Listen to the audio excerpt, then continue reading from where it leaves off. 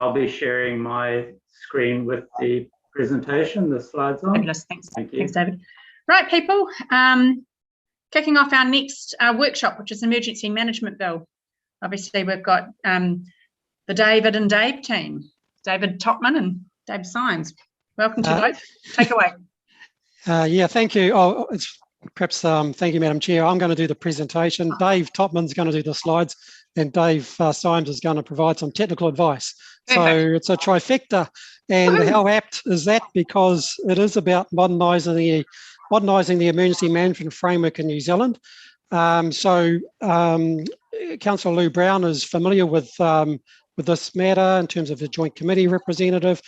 We've just had a meeting with the Joint Committee to formulate a submission to this document, so we can just touch on that. I am conscious of time, so I'm going to traverse the issues pretty quickly. These generally take a 2-hour presentation, and it's an over 50-page discussion document, so I'll synthesise it as much as I possibly can.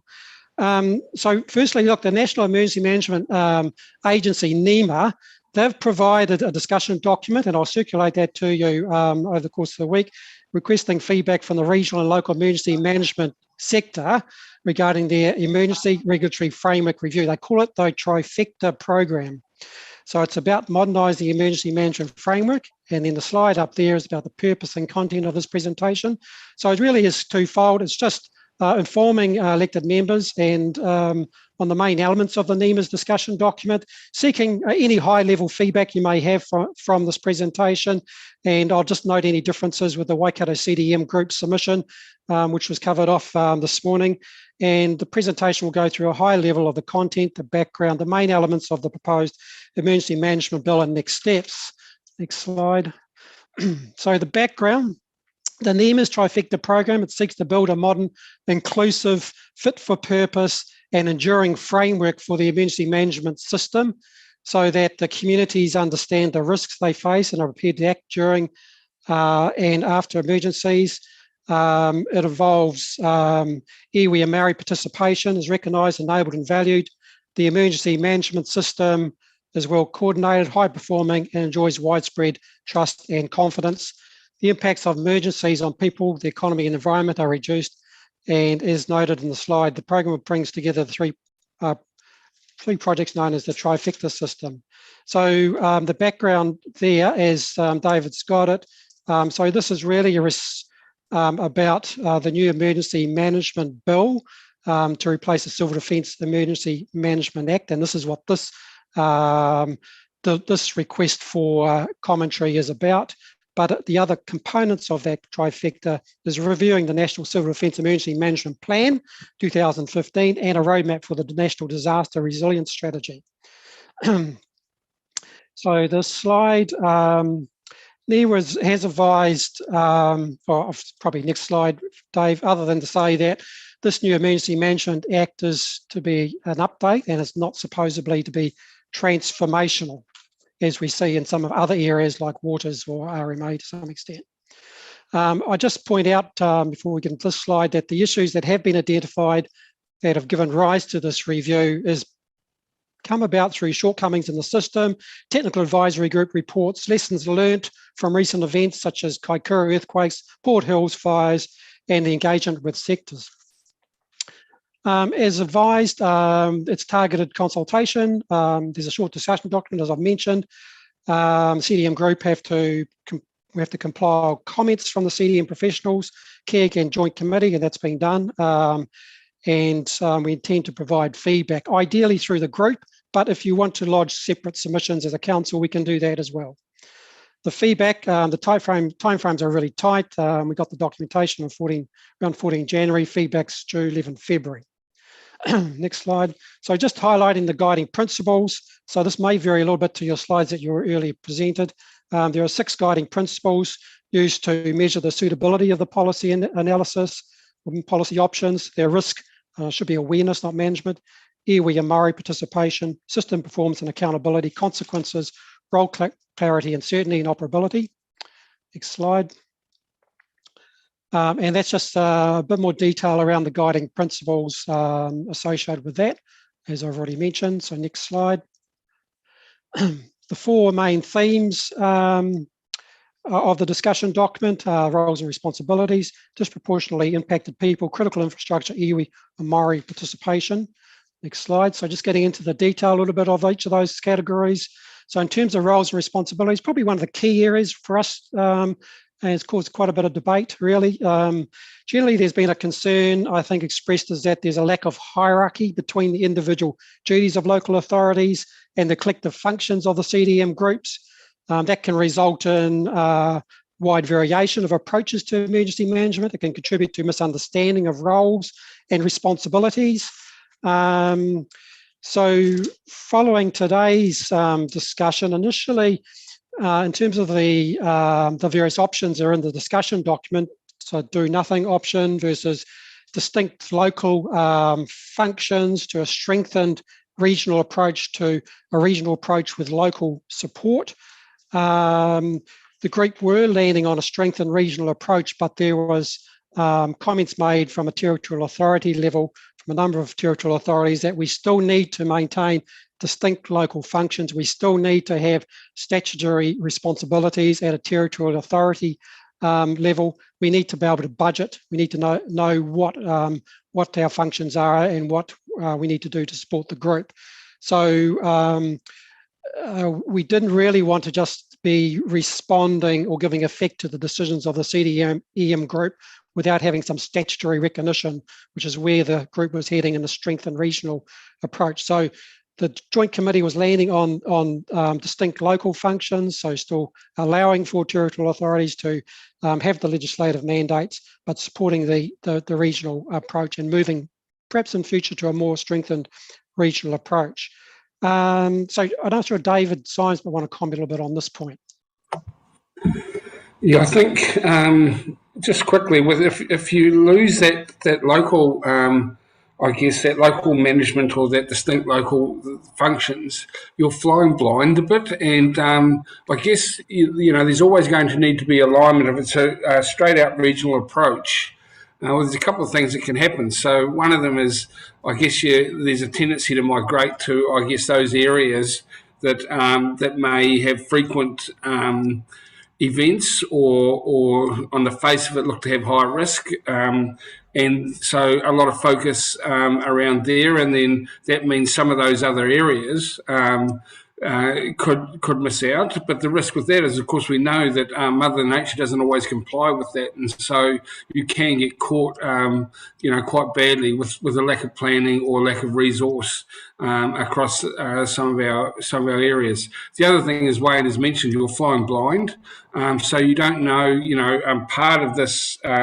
I guess parts of the trifecta arrangement is that there's rules and regulations that sit underneath it that are flexible and can change, and you don't know what those are going to be if they're coming from NEMA through to the regional approach. So the flexibility is great, but very difficult to plan and budget, as part of our long-term plans or annual planning. So that's probably the biggest risk, is flying blind and being undercooked with some of your response should something go wrong. Thanks for that, Dave. So I just want to carry on moving through the presentation. I'll just go back one sec, Dave. So the second bullet point there is about the membership of the CDM group. So ensuring the CDM group structure enables recognition and representation of the role of iwi and Māori play in emergency management without imposing appropriate obligations on iwi and Māori representatives. So it is proposed to include statutory recognition for CDM group membership, to include iwi and Māori representatives together with local authority members. And the Waikato CDM group were advancing this proposal at the CDM group anyway about the inclusivity of iwi and Māori within the CDM various functions. And I'll come to touch on this a little bit more as it permeates joint committees and care. Importantly, though, consultation and input from key iwi authorities in the consideration of the options and design of methods to achieve iwi and Māori participation throughout the emergency management system will be required. And I'm not sure they've actually done that at this point. The final point of the bullet point there in that slide is the standardisation of legal status CDM groups. There is no legal status of CDM groups. The bill would provide some legal status. relating to the CDM groups. The roles and responsibilities are clear under the Act and their liabilities. So the group support that approach as well. Slide, yep, so the next slide, accessibility of CDM group plans and consistency of publication. Won't spend too much time on this. It's really just defining what documents are published with the group plan.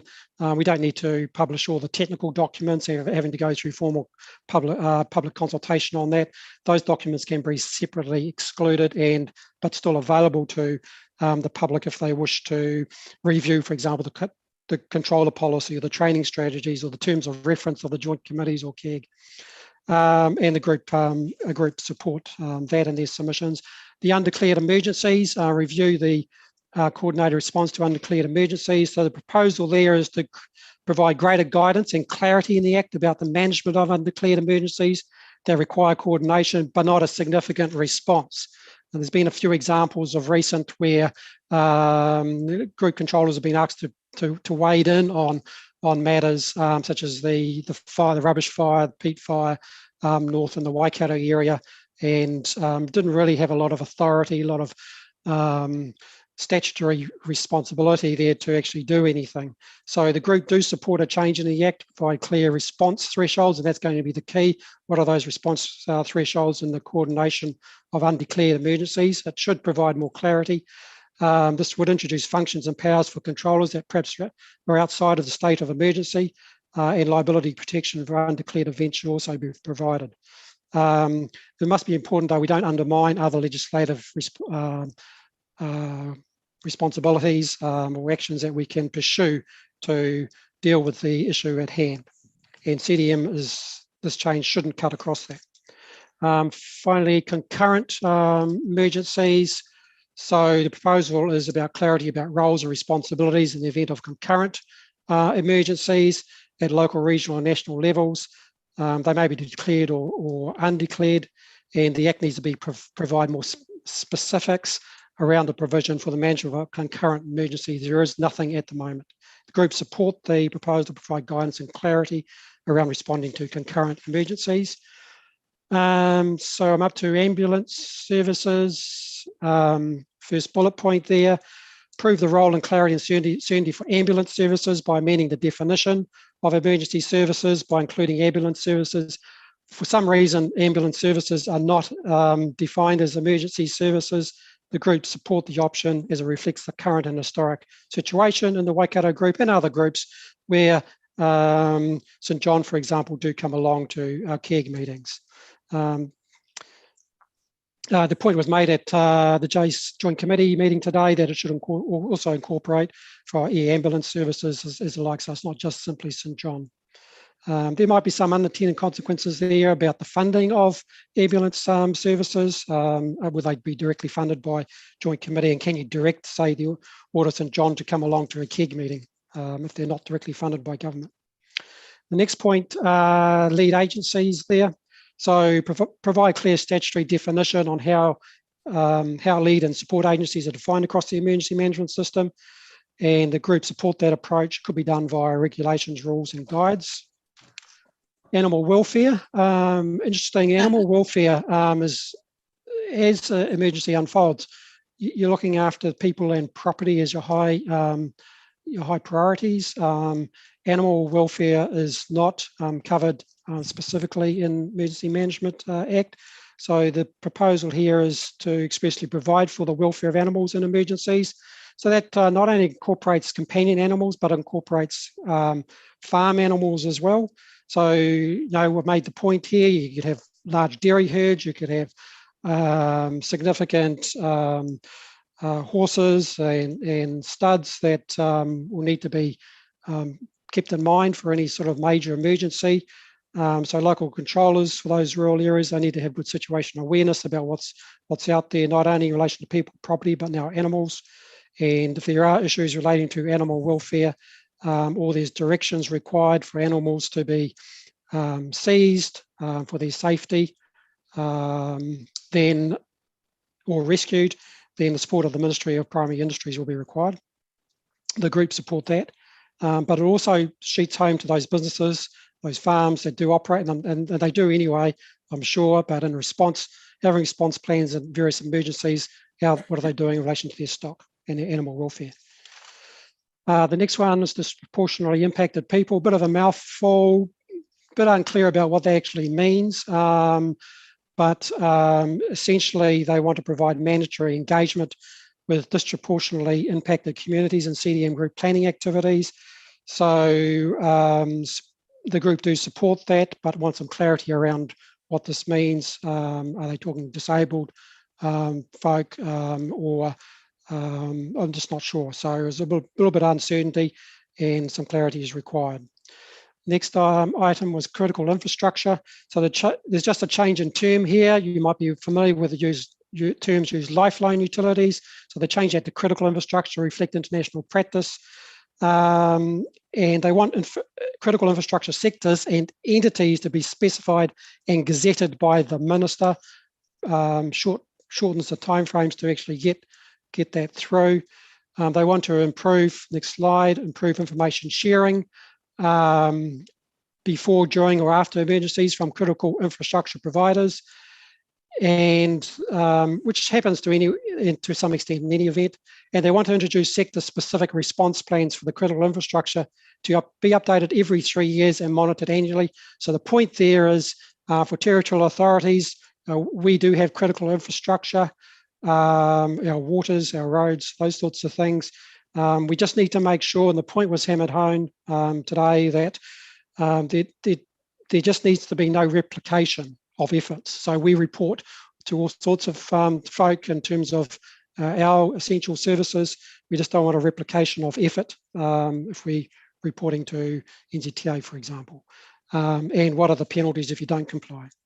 The iwi o Māori participation, so the whole bill, or the whole lot of the discussion document is centred on how we improve iwi o Māori participation in CDM. And so the other parts of it is incorporating a new National Māori Emergency Management Advisory Group called MEMAG to create iwi o Māori representation on joint committees and KEGs. It is suggested that MEMAG would provide some advice about who would be represented on say, the joint committee. The discussion document just talks about 2 representatives of joint committee. So you quickly understand that, talking to TCDC, they had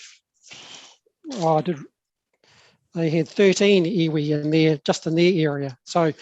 So how you break that down to 2 representatives will be a challenge. So again, I need to discuss this with iwi about how these new structures will work.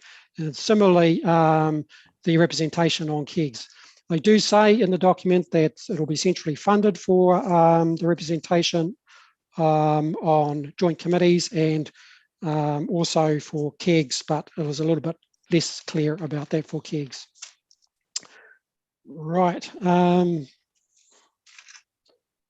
The next thing is just reducing the impact on iwi o Māori by identifying the needs of iwi o Māori within the CDM region, developing plans to address their needs, identifying the contributions iwi o Māori can make to managing emergency events, communicating this information to the wider CDM group, their communities and others as required, and strengthening the legislative requirements for CDM groups to collaborate with Māori and iwi partners in the development of their CDM group plans, and responding to emergencies.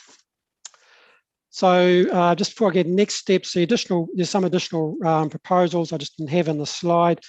They include specific roles and responsibilities for iwi o Māori entities in the national CDM plan, and some permanent legislative authority to reimburse iwi o Māori by government for carrying out caring for effective purposes, persons in an emergency. So they might utilise their marae, for example, as part of the welfare component, and just giving some legislative authority to reimburse that back to iwi as opposed to going through local government. So again, the group support this proposal. They support modernising the purpose statement to incorporate the Treaty of Waitangi principles, and they also give conditional support to a new rulemaking powers for the Chief Executive of NEMA to undertake.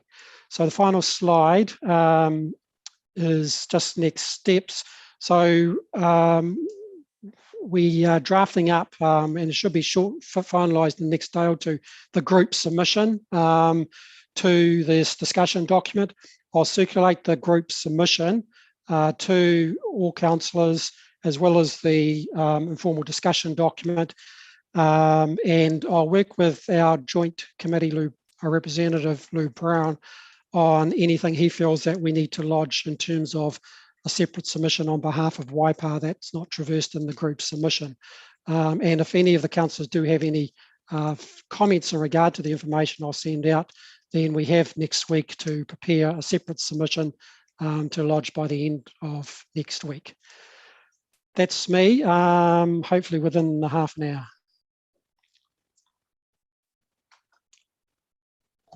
That was pretty good, Wayne. Like a train there, just plowing through. Excellent. Does anybody have any questions there or comments, discussion to be had? Lou, you got your Good hand luck up. on that, Wayne.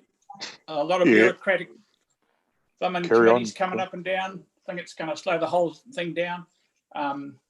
Unbelievable that a lot of it's based on your race. An emergency doesn't differentiate between what colour you are, and I just think it's just, yeah, bloody joke. Fair enough. Through you, Madam Chair. Yeah, no.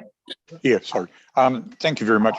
I think we actually had more questions than we had answers today, and we did question and clarification on a lot of the statements made, and particularly in some of the statements that were out there in representation, etc.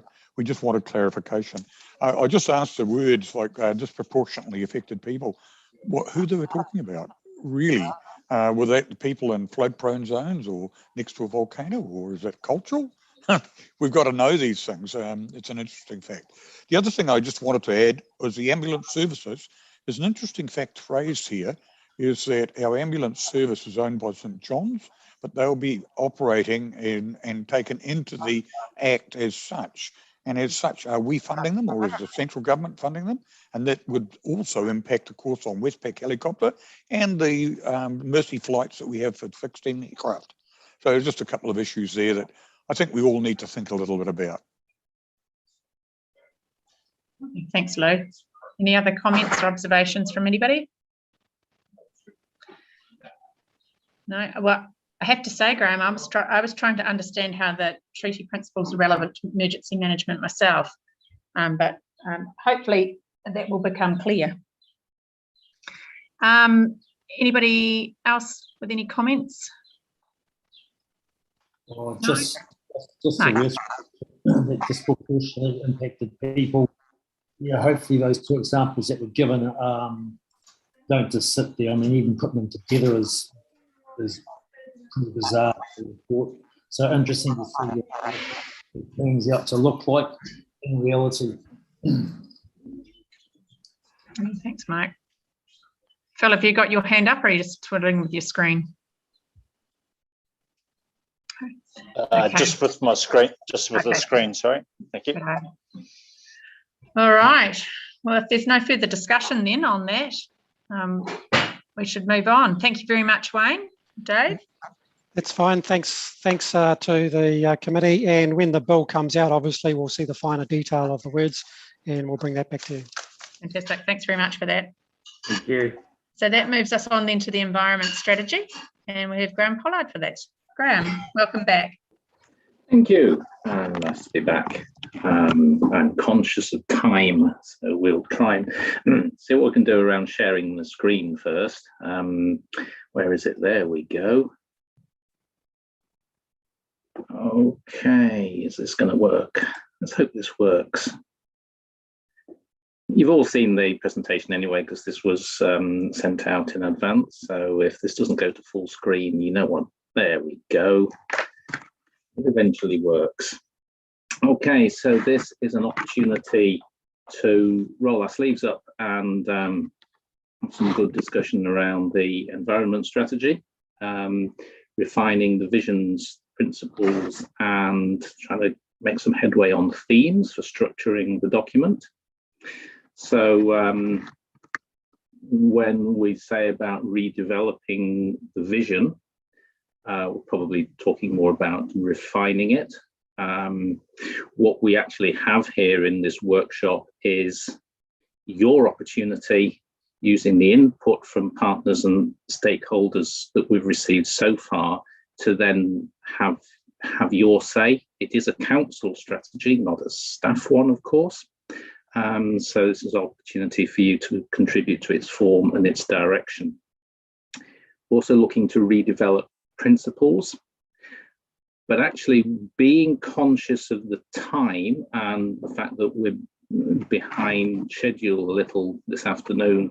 I'd rather park those to begin with and come to the question of how we incorporate climate action in this strategy, and also how we then structure the strategy, because that's going to be useful, extraordinarily useful in starting to put this together in terms of working out objectives, goals, and things like that. So if you don't mind, I'd rather kick off on those two, and then if we've got time, come back and refine the vision and principles, because I really do need to move this forward with the structure of the document. Are we okay with that, councillors? Yeah, sounds good. Okay, so if you just bear with me as I whiz through the slides. Okay, didn't take much whizzing, that was good. So obviously these days climate is one of the big issues in the environment. It's one of the big issues that that council has to consider these days. So how are we going to incorporate this, if indeed we're going to, in an environment strategy? So some options that I've put forward so far are on the screen. There may be others that you've thought of. So do we have our own separate climate action policy that we can go out to the community and say, this is our position on dealing with climate issues? We could actually, instead of going out for something separate, put that within the strategy itself. We could do that. Or we develop a separate strategy. It's another work stream that would need to be resourced. Or we put climate action, and I say action, it could be however we want to phrase that, and I've got some options at the bottom of the screen there. Do we have that as one of the themes of the strategy? Or the fourth one is it's in everything, so spread it throughout everything else in the strategy. Now, in the November partner and stakeholder workshop that we held, it was interesting because we had a bit of an online poll, as you probably know from the information that was sent out. That was just for a bit of fun, really, a bit of curiosity. But it was interesting how Tangata Whenua opted for option 3 on that list, and everyone else seemed to opt for option 4. So there was very different perspectives on the question of option 3 or option 4 there, which was curious. Another option is to take all the climate action stuff that's in the implementation plan, or will be in the implementation plan, and just pull that out or copy it into an appendix or something that we can say to people, this is what we're doing for climate action. Option 6 is we don't call it an environment strategy at all. It's a climate something strategy. Or there may be other options that you might have and I haven't thought of, which is quite possible. So really interested in your feedback on your direction as to just how we play this one, please. Claire, you've got your hand up. Yeah, thanks. So I participated in the workshops, Graham, and yeah, there was a split. Some people thought it was important to separate climate action out, and others just were happy with it to stay in. But I'm of the personal opinion it needs to be separated out, but how it's communicated, I don't know. Like, I understand some other councils, with every report that's brought to any committee of council, there's a section climate impact, so it's actually the impact of decision making by council is you have a strand there that's going to be considering any impact on the climate with that.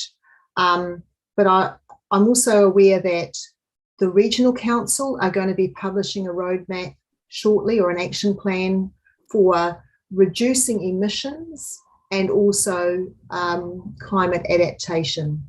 And I wondered whether or not we could sort of piggyback on that, because that'll be done at a regional level, but then we could, do it at a district level, or pick up, aspects. But my gut feel is that we should be having it as separate, and that we should be reporting not only on our own actions, the council ones, but also a community level, what our aims are there. Okay, thank you.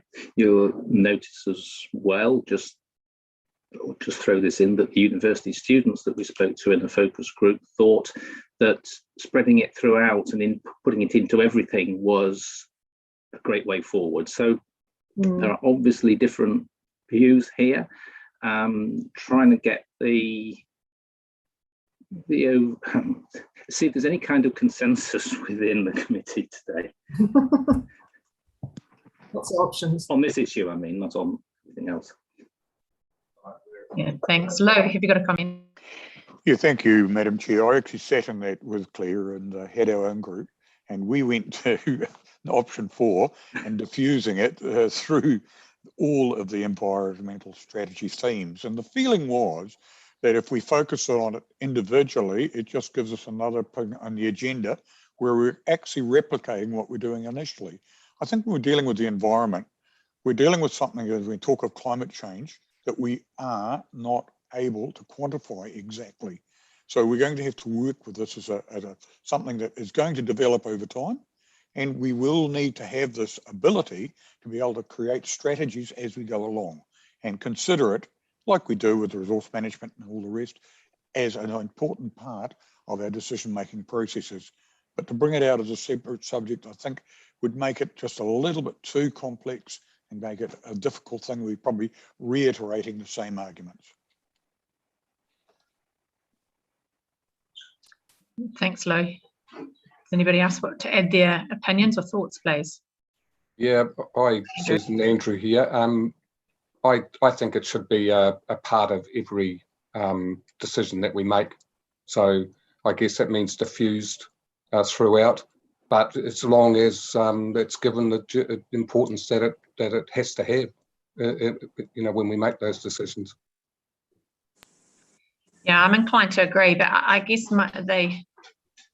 the worry I have often with these things is that if it's something that you regularly have to check, it just becomes a bit of a box ticking exercise, and there's not really doesn't manifest itself in any meaningful way. But I think it right properly should be diffused and underpins or weaves through everything.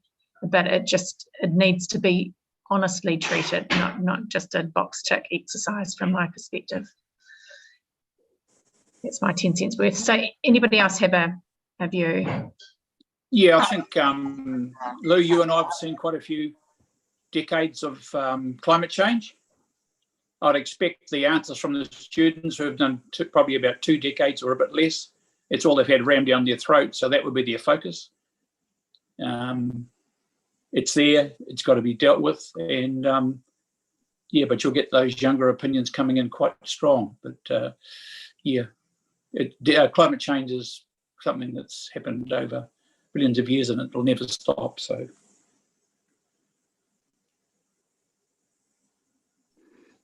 great, thank you, Mike. Yeah, hey, I'm not sure which way I swing, so to speak, here,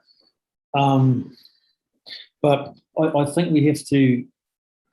I mean, there's a cost whichever way you go here, but I think this needs to be sort of regularly reviewed, whatever we come up with, because this can be a runaway train, and whatever, it has to be affordable, because I agree, climate change is comes and goes, and it's here at the moment, whatever it's caused by, but it still has to be affordable.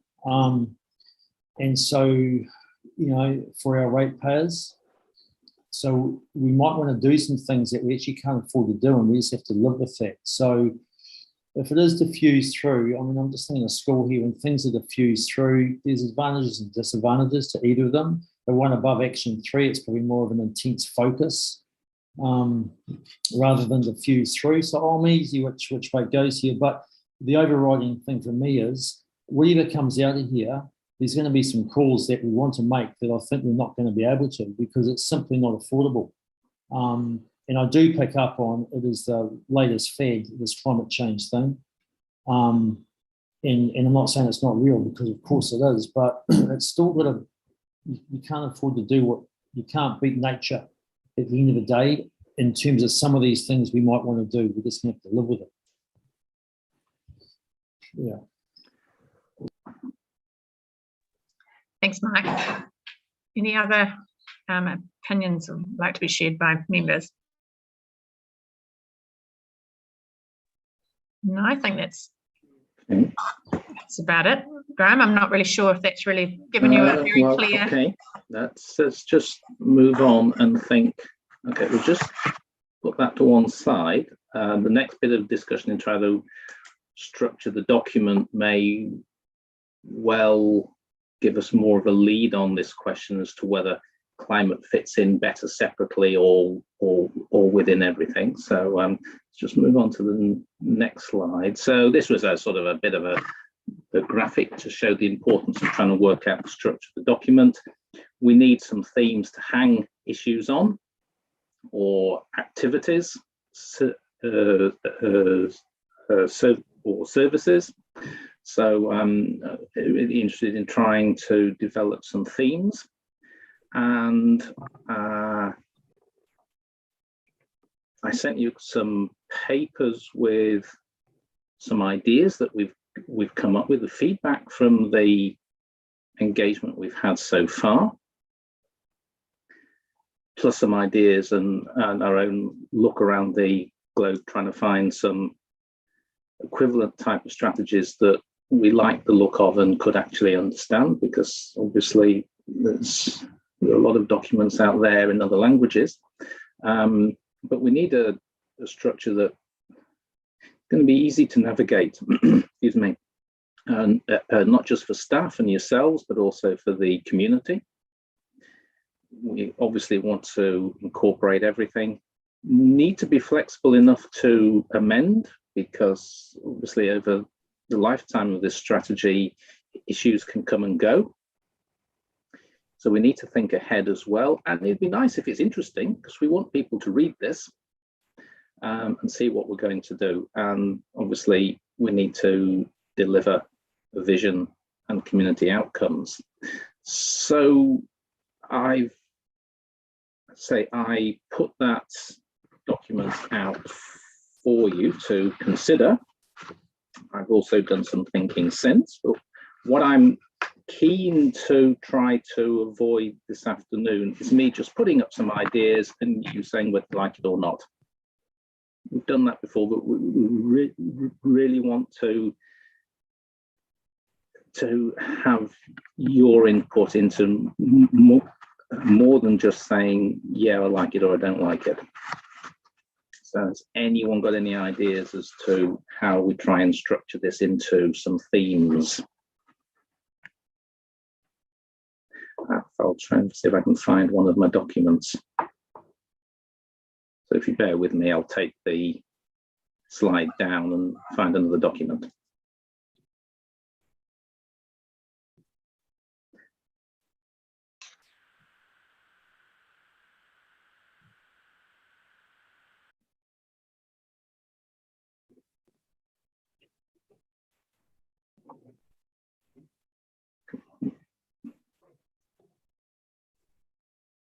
Right.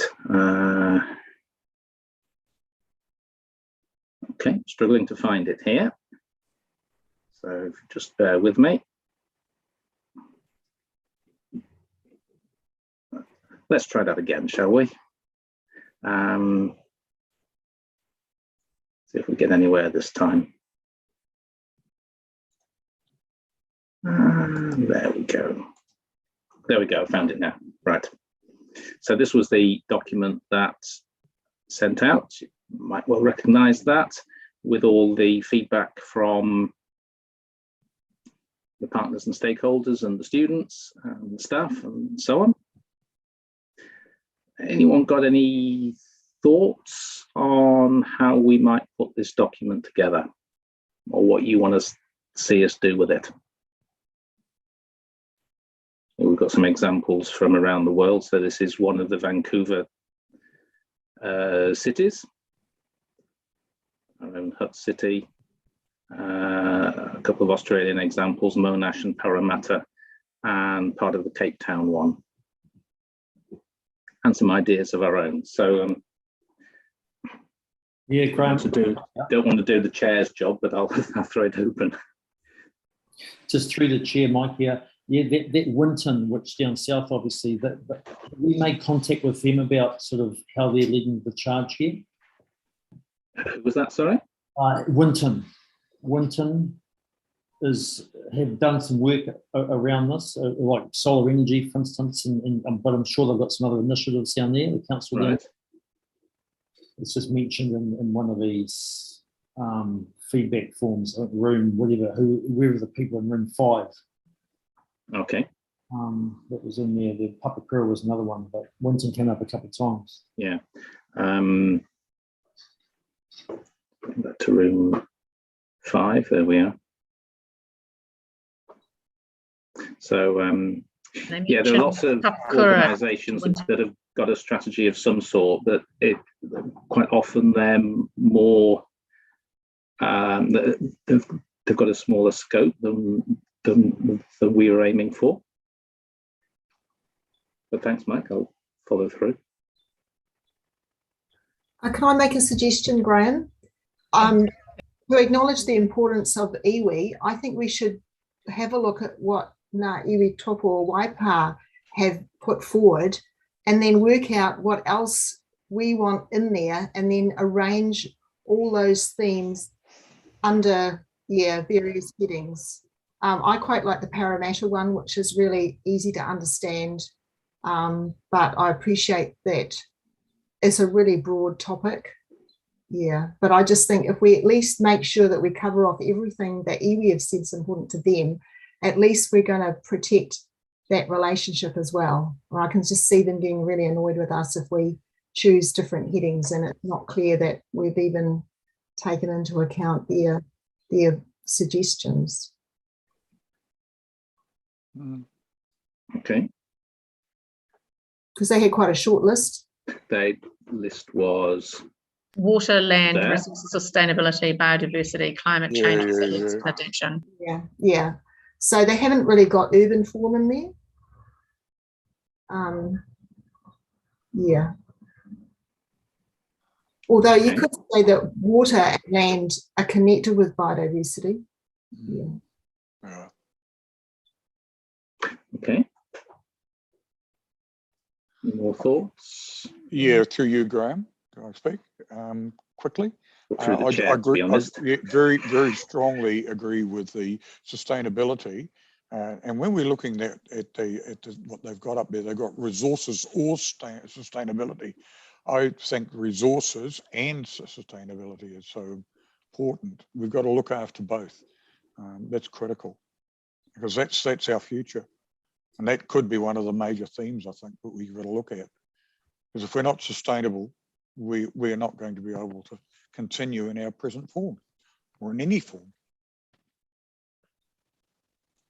Yeah, I think though the sustainability means so many different things to so many different people, and I guess you'd have to be pretty clear what ambit it meant in that circumstance.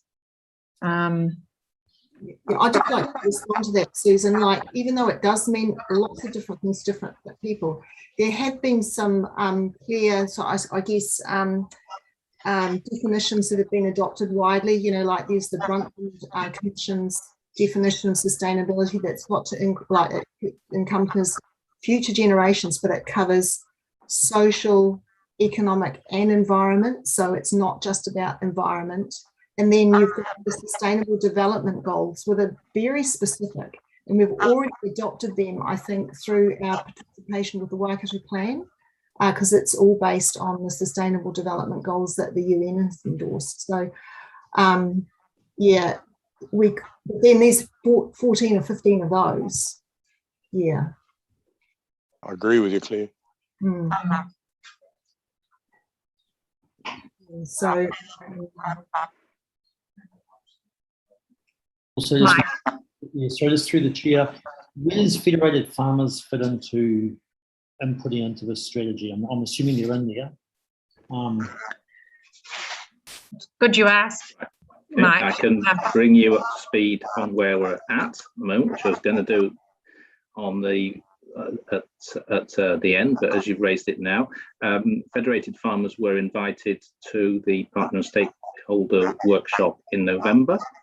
Now, for one reason or the other, I didn't see either of them there. That's okay. What we're trying to do is to set up. What I'm trying to do is to set up a focus group with some people from agribusiness. Now, I'm still working on trying to fill that and get a few names. So I'm still working on that. So we can actually have a focused discussion. Can we choose any time? Business. And I don't know about you, but I'm getting extra voices coming through. Kate Stace's microphone. Oh, now it's just gone off. Right. Sorry about that. Okay, right. Right. Slightly disconcerting. Hopefully we can have an agribusiness focus group. So people from dairying, people from horticulture, Fonterra, so Fed Farmers, Dairy NZ, people like that. I'm just trying to get names together so I can start inviting people to that, and hopefully we can do that later this month. So they've got a specific input. I've just, while we're on that subject as well, I've got a focus group set up with Cambridge High School students, which is already set for a fortnight's time. Trying to do the same with other education establishments as well, and also trying to do the same with the business community. So again, looking for, I think on business community, I've got people I can start inviting now. So we're trying to set up for those parts of the community that didn't make it into that initial workshop. Thanks, Phil. Yeah, it was. I was in room 2, so if you can, because I undertook the original one, so you'll probably be able to see the comments I made there in respect of farming community and not being included in some of the conversations in this space. It did concern me that there was an absence, if you like, of that voice, and kind of almost counterintuitive, given the majority of land is owned by farmers. So it's definitely a crucial part of that whole puzzle, I think. And that wasn't a case of we didn't invite them, but we're going to have another go. Yeah, exactly. But I think too, though, Graham, it's important to recognise that a lot of farmers don't feel that Fed Farmers is actually relevant to their day-to-day practices. And I think you're best in this space to actually approach people who are champions in this area, and we have plenty of them in our district. I'd be happy to link in with them if you can help me to do that. That'd be great. Absolutely. Yeah. Okay. And are we getting anywhere near restructuring this? Have another go at this.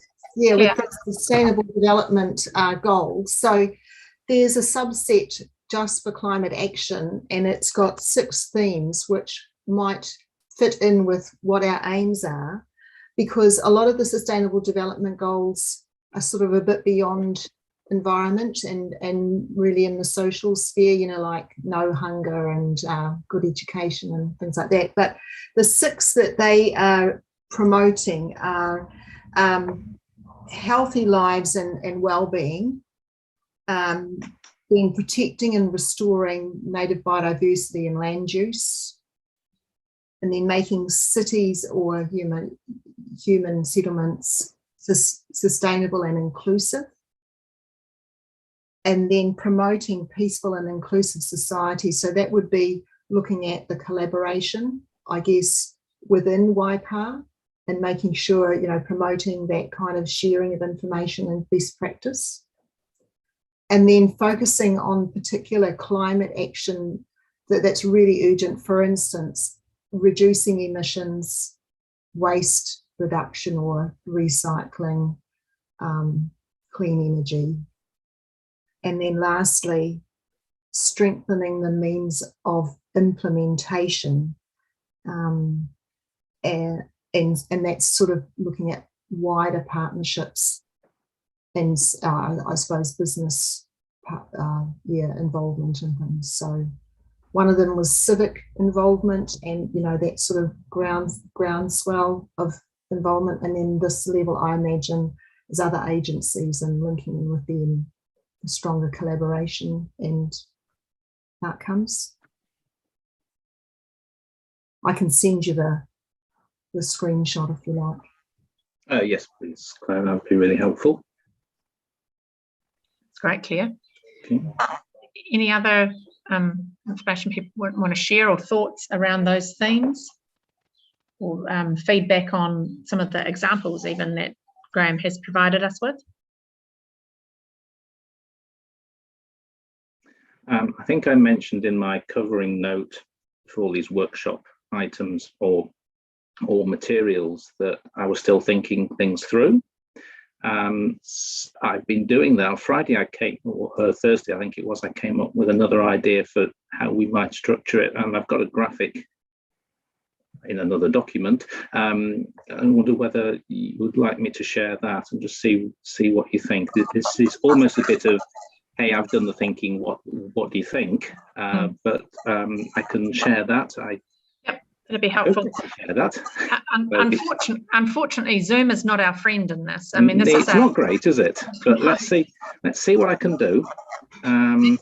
See if I can find where it's gone on my.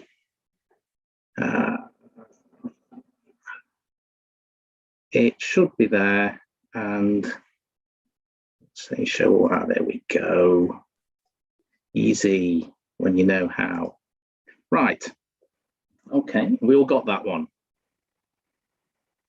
Yeah. Yeah, you can. Right. So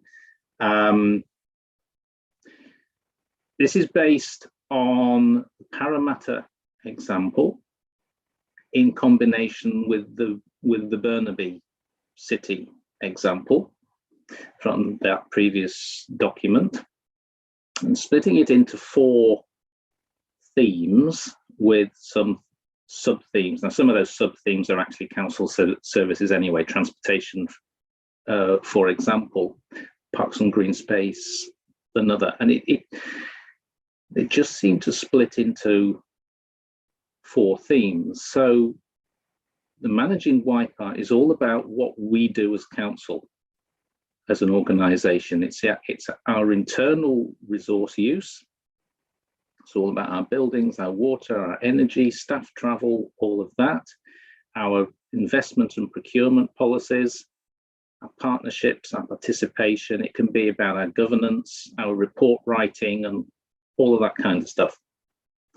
Living Waipa is all about our communities and sustainability, keeping the water separate, so if it needs to be taken out one day, it can be taken out one day.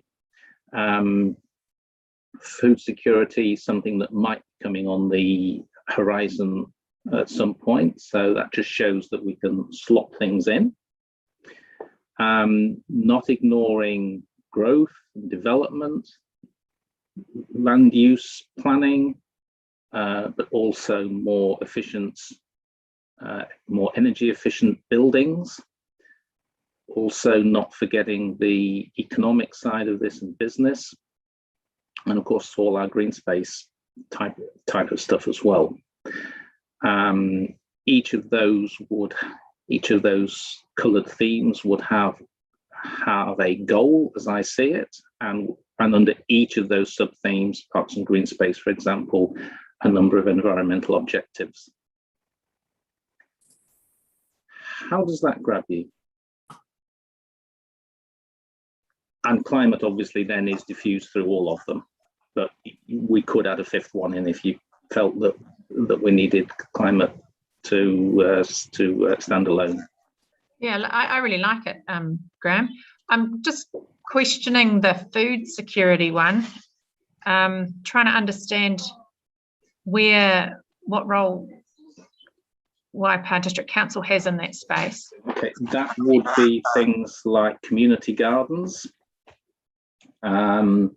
food rescue. There's some stuff around the waste management side of things there, so it could fit into waste and resource management. Things like edible gardens, surplus fruit harvesting, things like that. Things that apparently I'm hearing there is interest in the community already for these kind of things. So it may be coming our way in the not too distant future. And but that's an example of how we can slot things in if an issue emerges in the future. Okay, cool. And the other thing I was going to make in terms of the green and inclusive economy, I was sort of reminded of that presentation we had some time ago. It was about moving away from lineal economies into more cyclical ones. Yeah. I wonder if that has any place in this discussion, particularly in that building Waipa column. That's all. That's a good example to pick, actually, because the problem with these diagrams is that everything looks siloed, and of course it isn't. Everything connects to everything else, and something like a cyclical economy can fit in either green and inclusive, or it could be under the waste and resource management as well. There'll be elements in both, I'm quite sure. So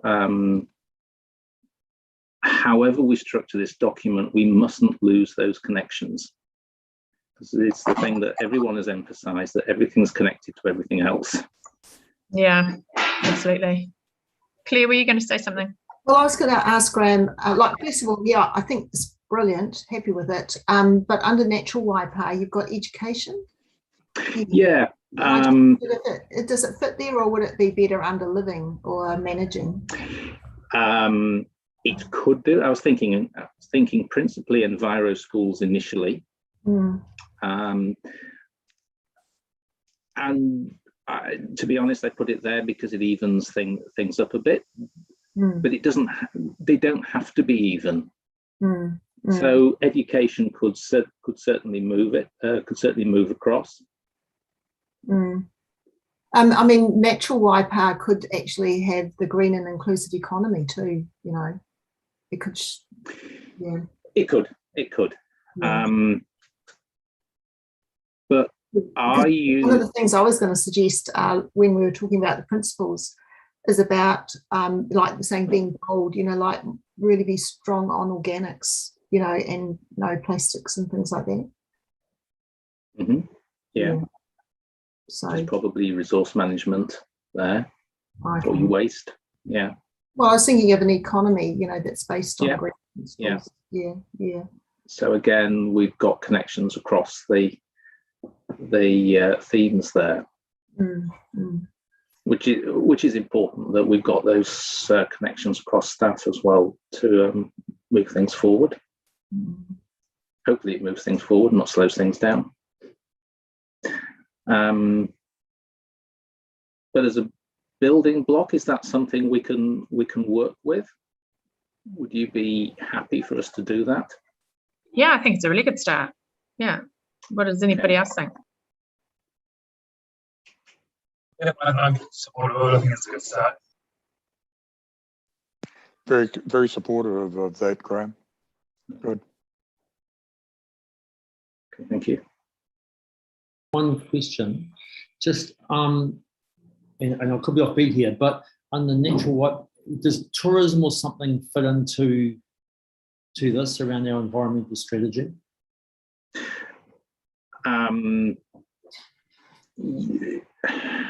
Probably under the economic side of it, which would be in the building wiper as I've written it out. So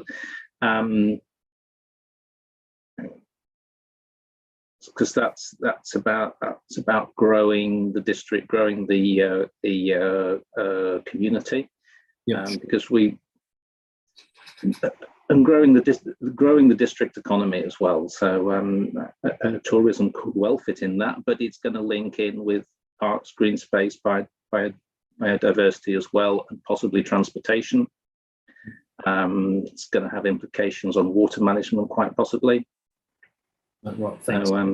So yeah, everything links, as I say. But if you'd rather that I moved education across into living, that's absolutely fine. Yeah, I feel like it sits there more comfortably. Okay. Okay, I've noted that. So what I can do then is I can take that and start working with the project team and others around council and trying to establish what it is that we want to achieve under all of these, which is what I would like to start bringing back to you in a month's time. That's a very tight time scale for us, but on the other hand, we don't want to get too far down that road and for you to say, oh, hang on, don't like the way you're going with that. So I'd rather have your input in 1 month's time rather than 2. Okay, if you're comfortable with me going with that, have we got time to run back to principles and vision? Yeah, just quickly. Yeah. Okay, so I'll flick across. It's handy having it now on the same screen. So these are the principles. I've gone to that because someone mentioned principles a few minutes ago, so I think it was Claire. So this is the feedback that we've had so far, and as you will have seen, most of the principles had no comment at all, which is fine. The one that had a lot of comment was this: do no harm or as little harm as possible to the environment. People didn't like that one. They seemed to think that you could get away with harming the environment as long as you can claim you've done as little as possible, in which case the degradation continues. Any thoughts, please, on our principles and whether we should take anything out, reword anything, or put anything new in? Clear.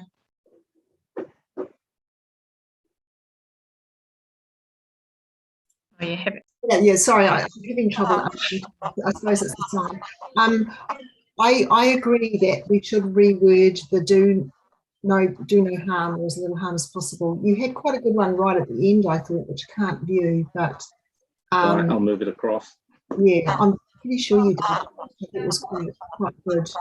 Right. Can you see it now? Oh, yeah, I think it's sort of precautionary principle. Yeah, I can't because you're all down that side of the screen. Go on, what's this? Was this around precautionary principle by any chance? Yeah, and maybe that the expectation is that the environment is enhanced, if at all possible, or something. So you know that there's some other agencies are using this term where the expectation is that you'll enhance the environment if you're doing any work, and that's the first principle. And then if you can't, then the precautionary principle takes over. Something. Right, I'm getting you breaking up here. I don't know whether anybody else is, whether it's my connection or where it is between Hamilton and Pirongia. Yeah, okay, you broke up a little bit on me too. I'm struggling there to hear your point. I don't know why. Usually I've got a good connection, but I'll just repeat what I said. Just that expectation is that the environment is enhanced through any development, and that if that can't be achieved, then the precautionary principle applies. So is the wording precautionary principle a nice way of avoiding using those words, do as little harm as possible? Actually, it's not really a total match, because the precautionary principle is really saying where you don't have full scientific knowledge, you should be very, like take an approach where if the worst case scenario were to happen, you'd be protected. It doesn't really apply to what I'd call the kind of biodiversity loss that we're talking about. Yeah. Yes, I don't know. It's not ideal, but I'm conscious of time, Chair. Do you want me to have another look at this and come up with some alternative wording and bring it back next month? Yeah, I think that would be helpful. Okay. Any thoughts on any of these others then in this case? These suggestions down the bottom here. Whoops.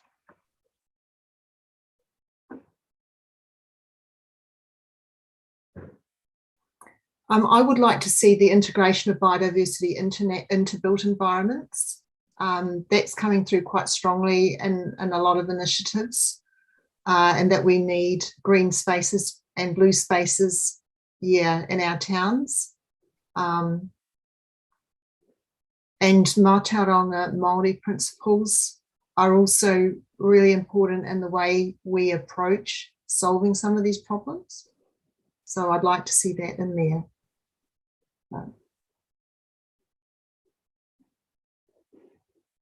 Okay, see what we can do on that, and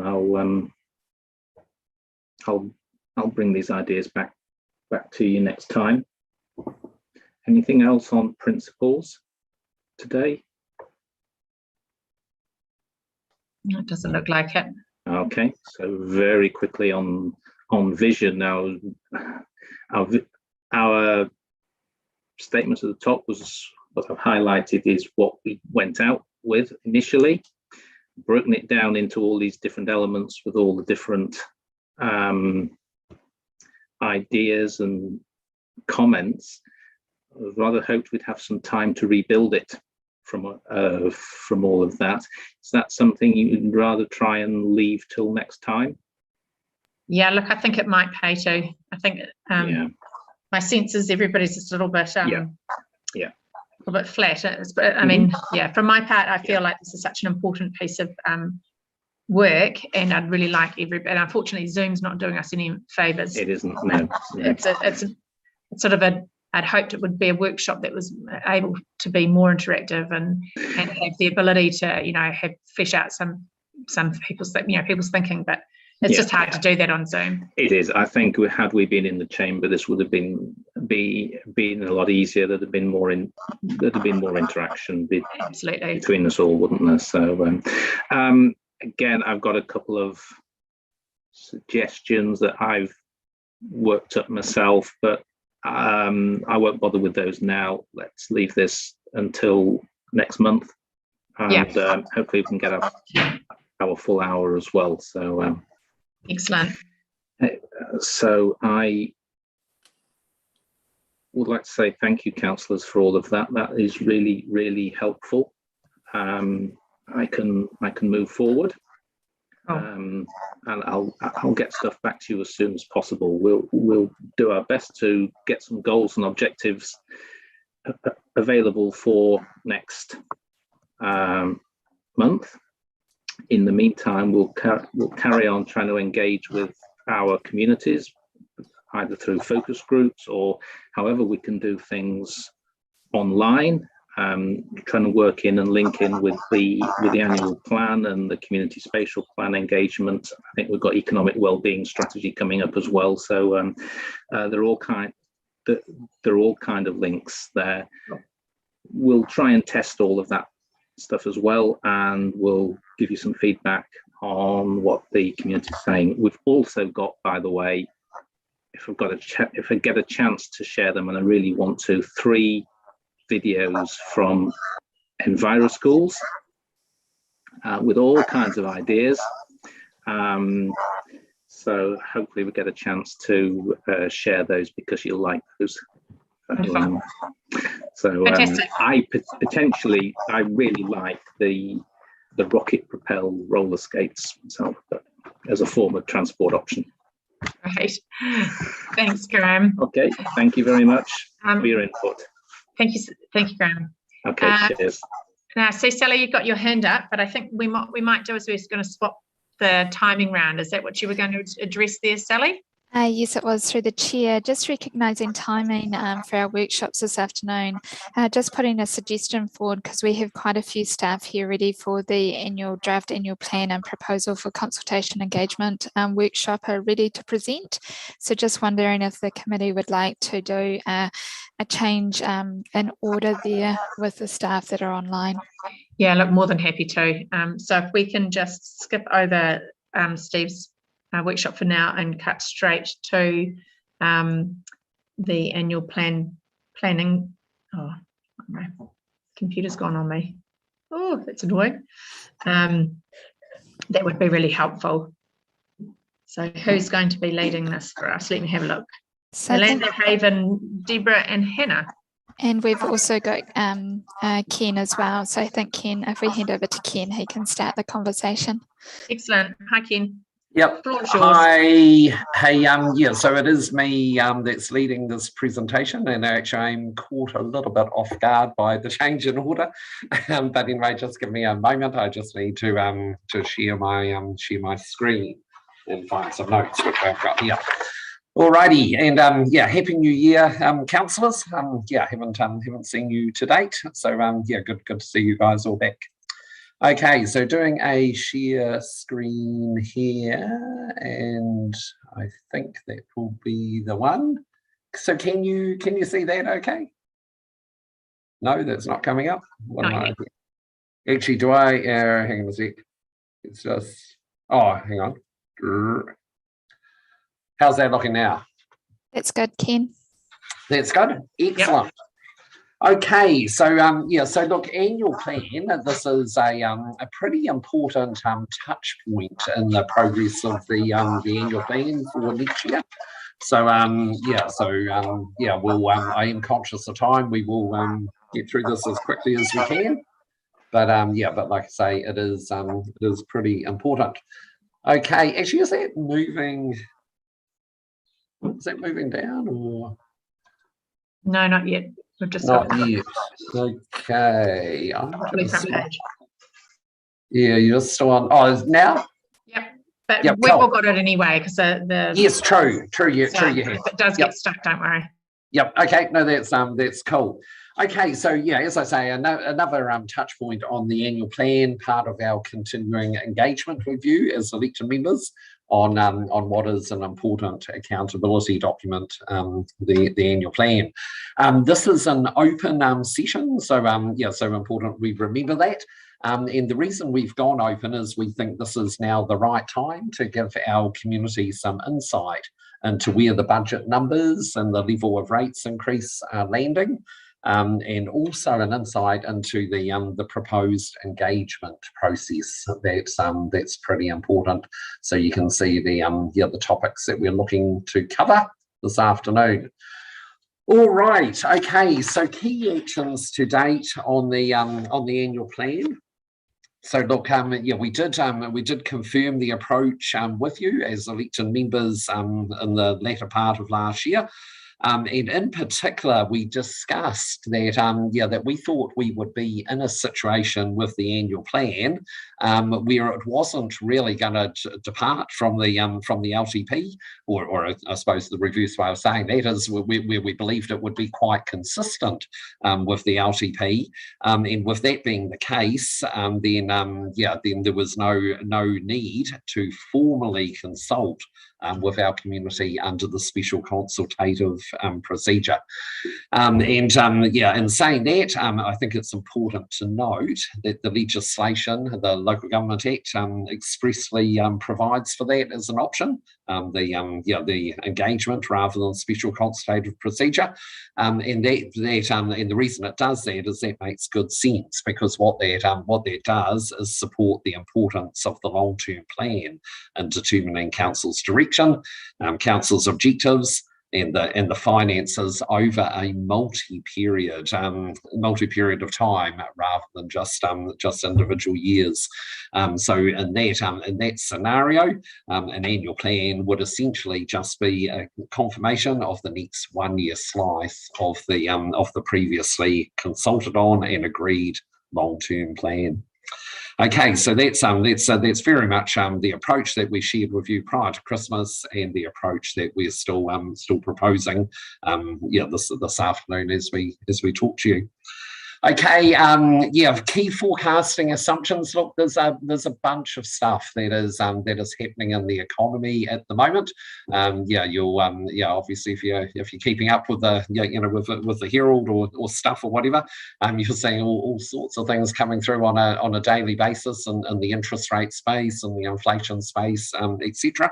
So so what we obviously need to do, and in fact what we have been doing, is keeping up with expert advice in that whole economic domain, in terms of interest rates, in terms of inflation, in terms of economic environment assumptions.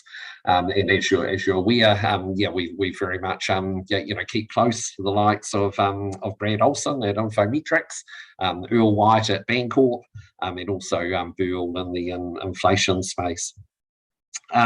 We've reviewed over the last few months. Staff have reviewed our budgets, we've reviewed our development contributions, and we've reviewed our fees and charges. And we're now at the point where we've pretty much shaped up a first draft of the annual plan. A draft first cut annual plan. And the other key thing that we've done, because we are required to do this, is to review our annual plan, our draft annual plan, against our significance and engagement policy, to ensure that there's nothing there that's going to force us to have a departure from what I proposed earlier on and spoke about earlier on, in terms of that annual plan, not having to go through a special consultative procedure. So look, we've made that assessment. We still think we're in the right space, that we can go down the engagement path rather than the special consultative procedure path. Okay, are we all good? All good with that so far? Yep. Okay, right. So into the numbers, I guess. So so this is the rating impact numbers, very much in the form that we usually share them with you. The first column of percentages is what we had in year 2 of the long-term plan. So those are the numbers that that we set in concrete when we adopted that annual plan a few months back. The right-hand column is how the annual plan is falling at the moment in regard to the current draft. Important that we recognise that the figures that you're seeing right here, right now, are draft.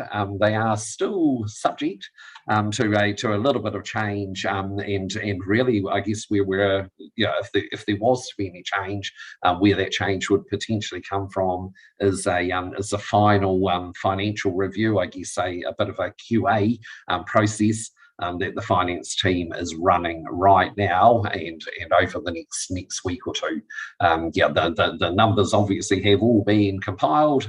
Obviously due care has been taken in compiling those numbers, but just running a bit of a QA process just to make sure that they are totally fine. Okay, so just that slight health warning on those figures on the right hand side of the page. Okay, things to note on the page in front of you. So so the I guess the third line down, the net rates line. Okay, you can see the 4.4% and the 4.3%. So that's our headline number in regard to average rates increase.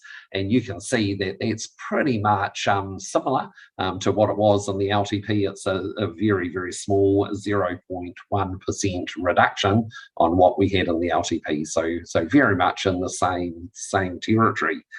The interesting part of this table in front of you, I guess, is the bottom line there, which is the rates limit.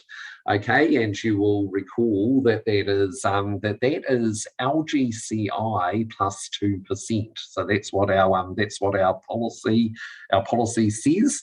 That we need to live within in regard to a rates limit. So it's a self-imposed rates limit, but it is very, very clearly set by our financial strategy that we adopted in line with the long-term plan. That rates limit, and you can see that for year 2 of the LTP we were at 4.9% because the Bull's estimate at the time of what LGCI, the local government cost index for the 22-23 year is, that was 2.9% plus the 2% margin that we put on top of it. That was 4.9%. In their October forecast for the very same year, Build has actually reviewed that, and they've landed at an LGCI of 2.4% with the 2% on top. So yeah, so you can see a fairly significant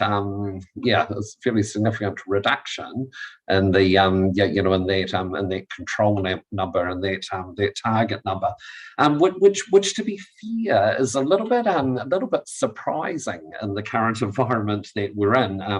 You've probably noticed of recent days that the CPI, the Consumer Price Index, which affects consumer goods, etc.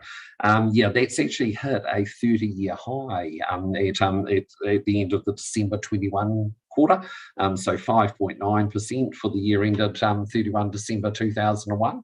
So it's almost like we're in a basically in an economic situation where we've got unprecedented levels of inflation, and yet the Bull numbers appear to be going in slightly the opposite direction.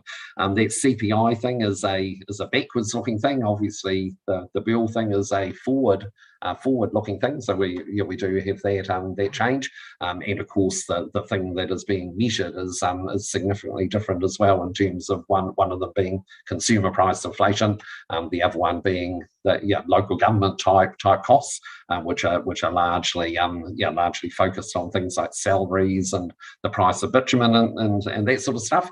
But it is a little bit of an anomaly there, but that's what we've got at this stage. That is the most up-to-date Bull number, and that was cast as of October of last year, so fairly recent. Within the last 3 months, as part of a national exercise that Taituara organised for local government. They're the ones who contract Bull to provide that number. We checked in with them in the last week or so to say, hey, given what's happening in the CPI world, is it worthwhile doing a review of that number? They've sort of said at this stage they're not proposing that. That's a fairly significant exercise and a fairly costly exercise. So at this stage, the best and most timely information we've got is at 4.4%. What that means, of course, is that we have a very, very small buffer between where our average rates are falling at the moment, 4.3%, and where that upper limit is sitting, 4.4%. So I guess even a $50,000 or $60,000 increase in $50,000 or $60,000 increase in costs within the organisation, which is a pretty small number, obviously, would potentially jeopardise us remaining within that threshold. So look, things are tight. We always said, even during the formulation of the LTP, that year 2 was the tight year, I guess that's just slightly more, actually considerably more exaggerated in the figures that are on the page in front of you. So Madam Chair, I just wonder, with me having said all that, if there were any comments on where those headline numbers are sitting. Thanks, Ken. Does anybody want to address those numbers at all? Yes, please, Madam Chair. Thank you.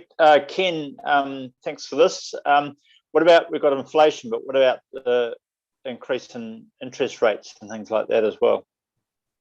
Yep. So so thank you for that question, Philip.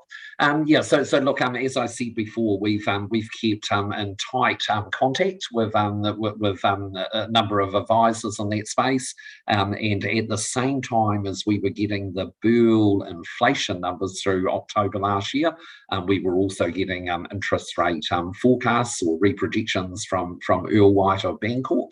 So so we have incorporated the interest rate predictions as they as they were at October of last year as well. So again, relatively up to date. Up to 3 months ago. And in fact, actually, with that one, with the interest rates, we will be because that interest rate forecast information is a whole lot easier to obtain than the inflation stuff. We will do another retweak of these numbers, not before our March meeting, but at the start of the engagement process, but certainly before we adopt this fully at the end of June. We'll make sure that again we've got the latest and greatest interest rate information in there. Actually, in a few slides' time, I will be talking a little bit more about interest rates and what the impact is. But I guess you can take some comfort that we are using pretty up-to-date interest rate information. But would you? Thank you. But would you agree that that increase the interest rates increased quicker than what they were advising us, say, a year ago? Oh yes, look, absolutely. So absolutely. So the interest rate forecasts or projections, have certainly, I mean, they're always forecast to start moving up after a massive length of time where they've been at really historic lows, uncharacteristic lows. But yes, as you say, just in the past few months, those, in fact, even in the past month or two, actually, to be honest. They have started to to run away a bit more than even what was forecast. Although I do note in that, and we will come to this in a few slides' time, that's probably not going to be so much of an issue for the 2022-23 year that we're talking about. I suspect that's probably going to be more of an issue in the next 2 to 4 years than it is for the next year. Just the way those interest rate projections are falling at the moment. And I will comment further on that in a few moments. Yeah, and because you're right there, and because they were predicting the increases in interest rates to be another year or so before they would start increasing, but they've started increasing at the end of last year. So cool. Thank you. Yeah, that's right. And to be fair, I mean, a lot of that is the pressures of the current inflationary environment. When inflation is the highest it's been for 30 years. The biggest tool in the toolbox that the Reserve Bank has got is obviously adjusting the OCR upwards. The current inflationary environment is obviously putting some pretty huge pressure on interest rates. Yeah, you're right. And you did right. We just, you're right. Okay, cool, excellent. Thank you. Okay, so through Madam Chair, any other questions, particularly on the screen that's in front of us before we move on? Got my hand up, Ken. Got my hand up. Thanks, Grant. I thought one of the biggest things you might have hooked on to was staff wages and salaries. We've got a very, very tight labour market. People are headhunting staff. We're not able to compete. What have you managed in that department to allow for some stretch, Ken, in the budget? Yep, correct. Okay. Thanks for that question, Graham. So yes, actually that is, I mean, you're quite right. That is of equal concern to things like inflation and interest rates, etc. So again, we do keep quite close to our advisors in that space, and have put in pretty much the number that they've provided to us. Actually, the specifics of that number, Deborah, I assume you're somewhere handy. I can't actually see the little icons, but Have you got a comment just in regard to salary inflation? I guess is what we're talking about here. Off the top of my memory, we have a 2.5% allowance for market movement for the start of the 22-23 year, based on the positions that are already budgeted. And that is in line with what we had done for the LTP. So the information that we have at the moment. I don't think they cut the mustard. We're in a different changing world. It's altered substantially since we made those commitments.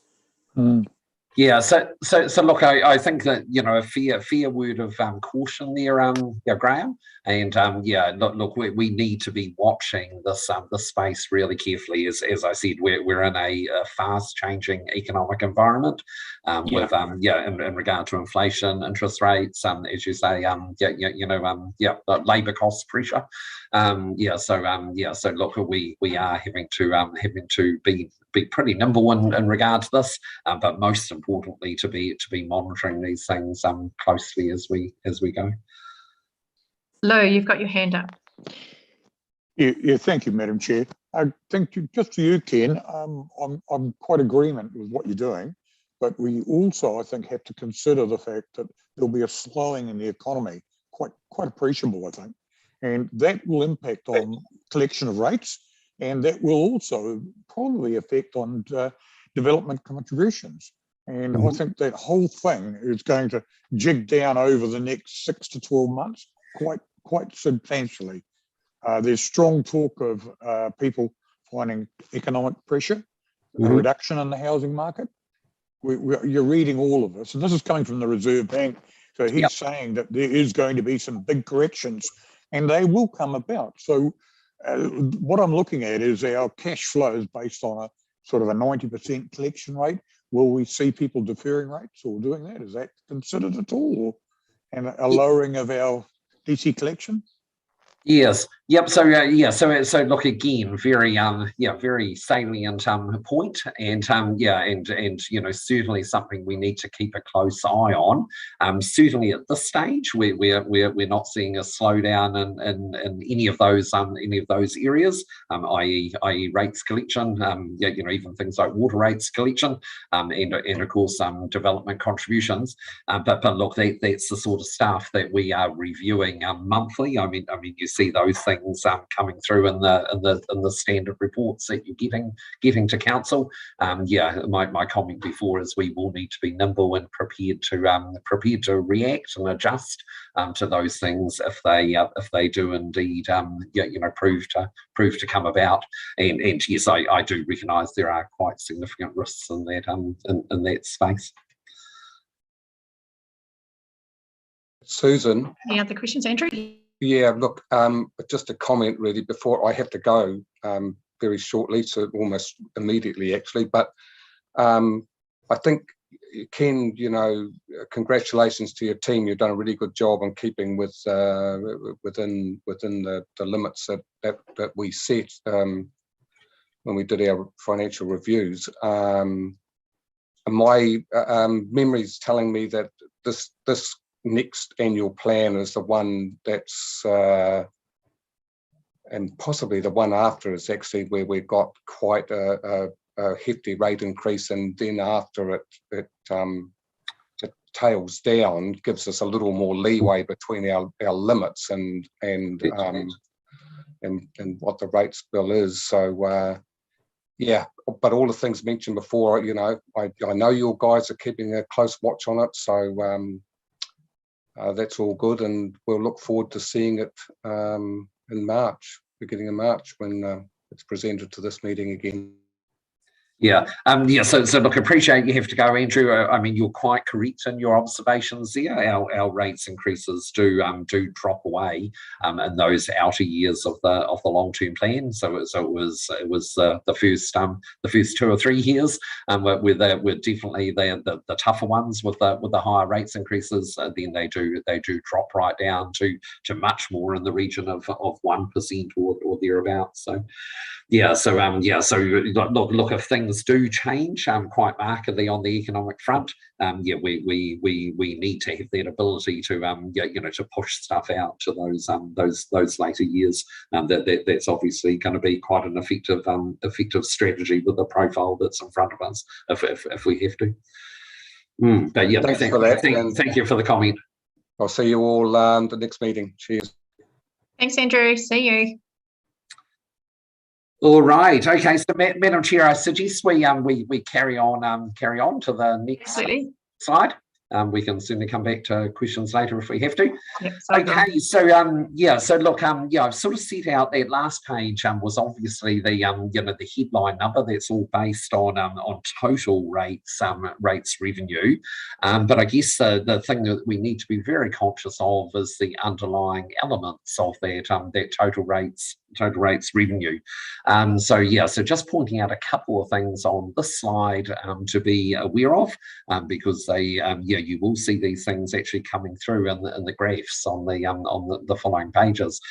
So so look, so the main changes, I guess, in terms of the individual rates forming the main figure are in the wastewater space and the urban stormwater space, and you can see those on the screen in front of you.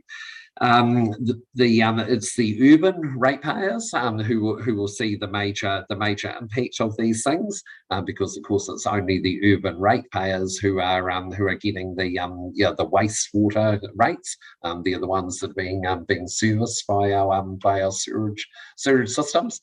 So those so they're the ones who get the wastewater rates. The rural community doesn't, and of course urban stormwater by definition is also only on urban properties. So look, you can see a couple of things here.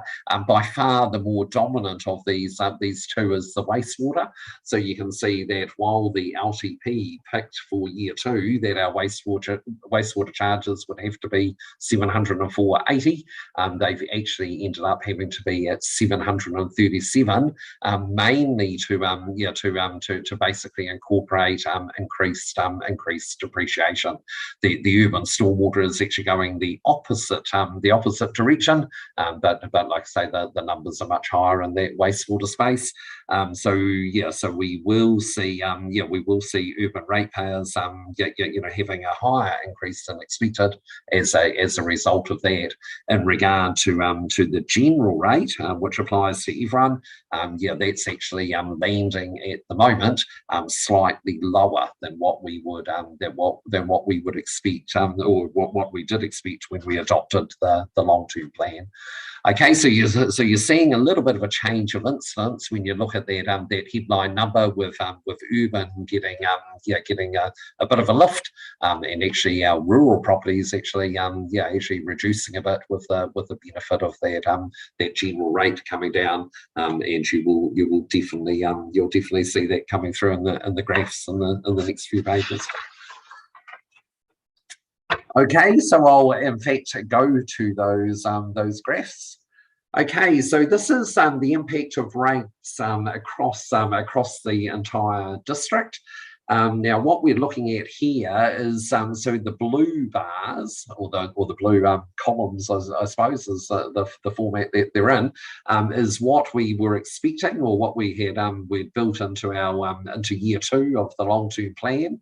The green is how these numbers are falling in the draft annual plan that we've got at the moment. Okay, so so 4.3% is our headline average rates increase, but that is only an average, with significant spread around that average.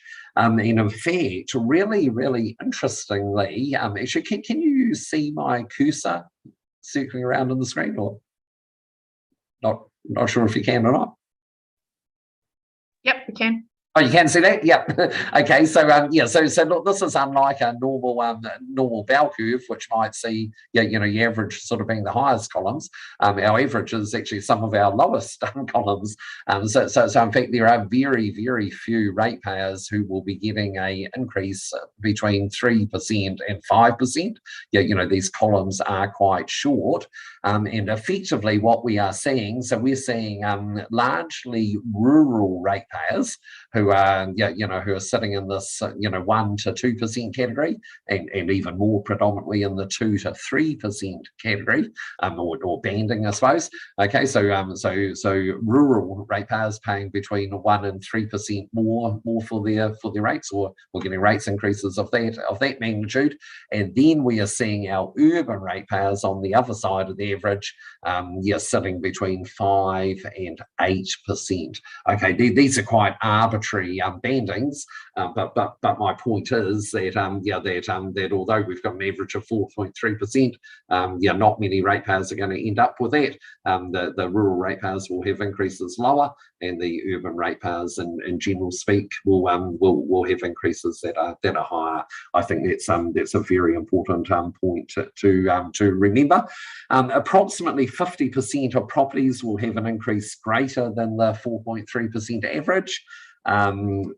So that's where we're landing at the moment. But that was quite consistent, obviously, with the LTP, where we actually had 60% of properties higher than the average of 4.4% as it was in the LTP.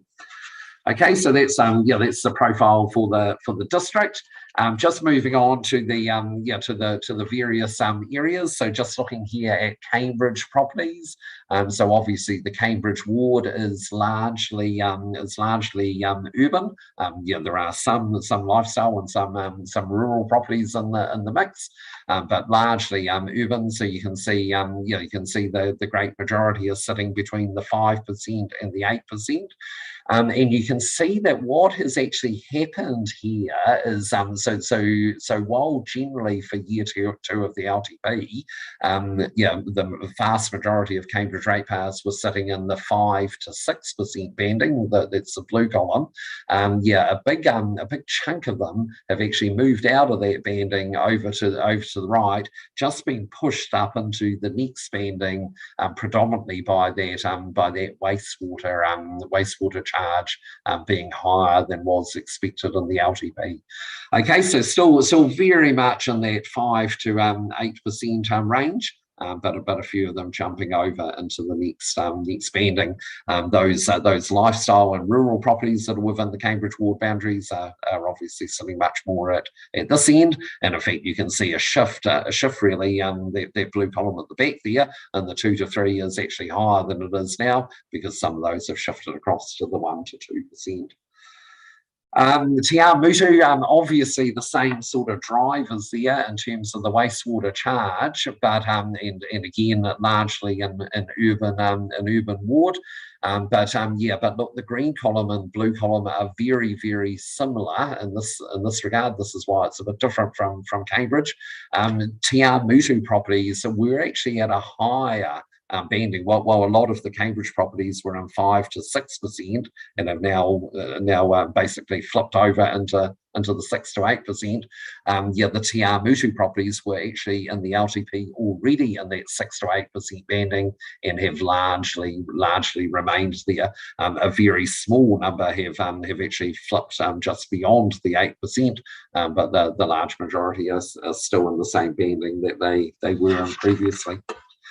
Moving more to our rural wards, so Parongia, well actually Parongia being a bit of a mix of the urban and rural, but not having that wastewater charge.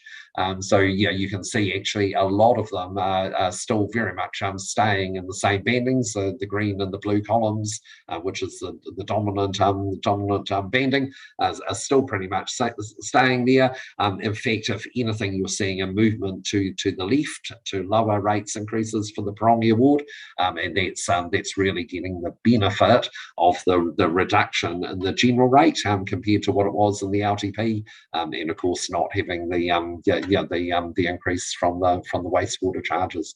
So that profile quite consistent with what we'd expect. Kakapuku, even more so. So Kakapuku, they're pretty much totally a rural ward, obviously.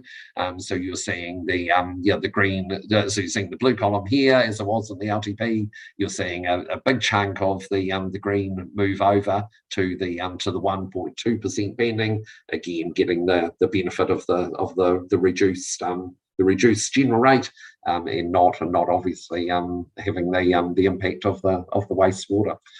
And Mungataltree, obviously the same thing again, largely rural ward.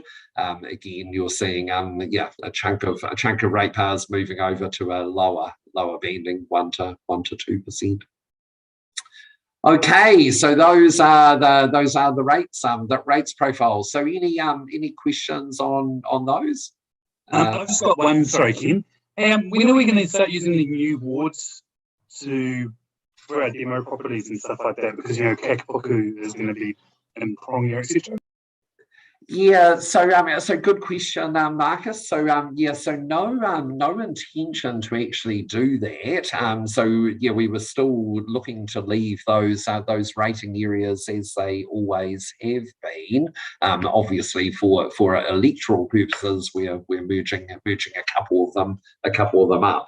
But but not looking to merge them on the rating front. Oh, cool. Okay, we'll keep moving on because it is getting reasonably late in the afternoon. So so capital expenditure. Obviously we need to keep a fairly close eye on capital expenditure. And I guess what you're seeing there is you are seeing some timing changes in the capex profile. So whereas the LTP said we'd be spending $184 million on capex in the current year, we've now pushed some of that out, and that's down to $164 million. And then in the annual plan year, while we had in the LTP 123 million, so quite a substantially reduced capital program, that has bounced back up, really as a result of that movement and timing of capital expenditure. The vast majority of that movement being very much in the growth space. Which obviously is always dependent on developer timing, and not too surprising that there is some movement in the profile there. Okay, so so you're saying Ken, yes. I just wanted to check on that updated value of 179 million. Yeah, it's a pretty big jump actually. And how are staff feeling about the achievability of it? So look, so good question, Claire. So I guess staff did commit to 183 million in the for the current year. Obviously some of that's now being pushed out, but look, we've I guess we have demonstrated over the last 2 or 3 years the ability to manage pretty extraordinary capital expenditure programs. We obviously geared up for that a few years ago in terms of creating a project delivery team that would actually be able to get us through a capital program of that nature. That team has done a stunning job over the last 2 or 3 years in terms of managing sizable programs. The other thing I would also say is I am absolutely sure that we will not be, even though our best projection is that there will be $179 million of capital expenditure. Look, it wouldn't surprise me in the least if if some of that pushes out into further years, or future years.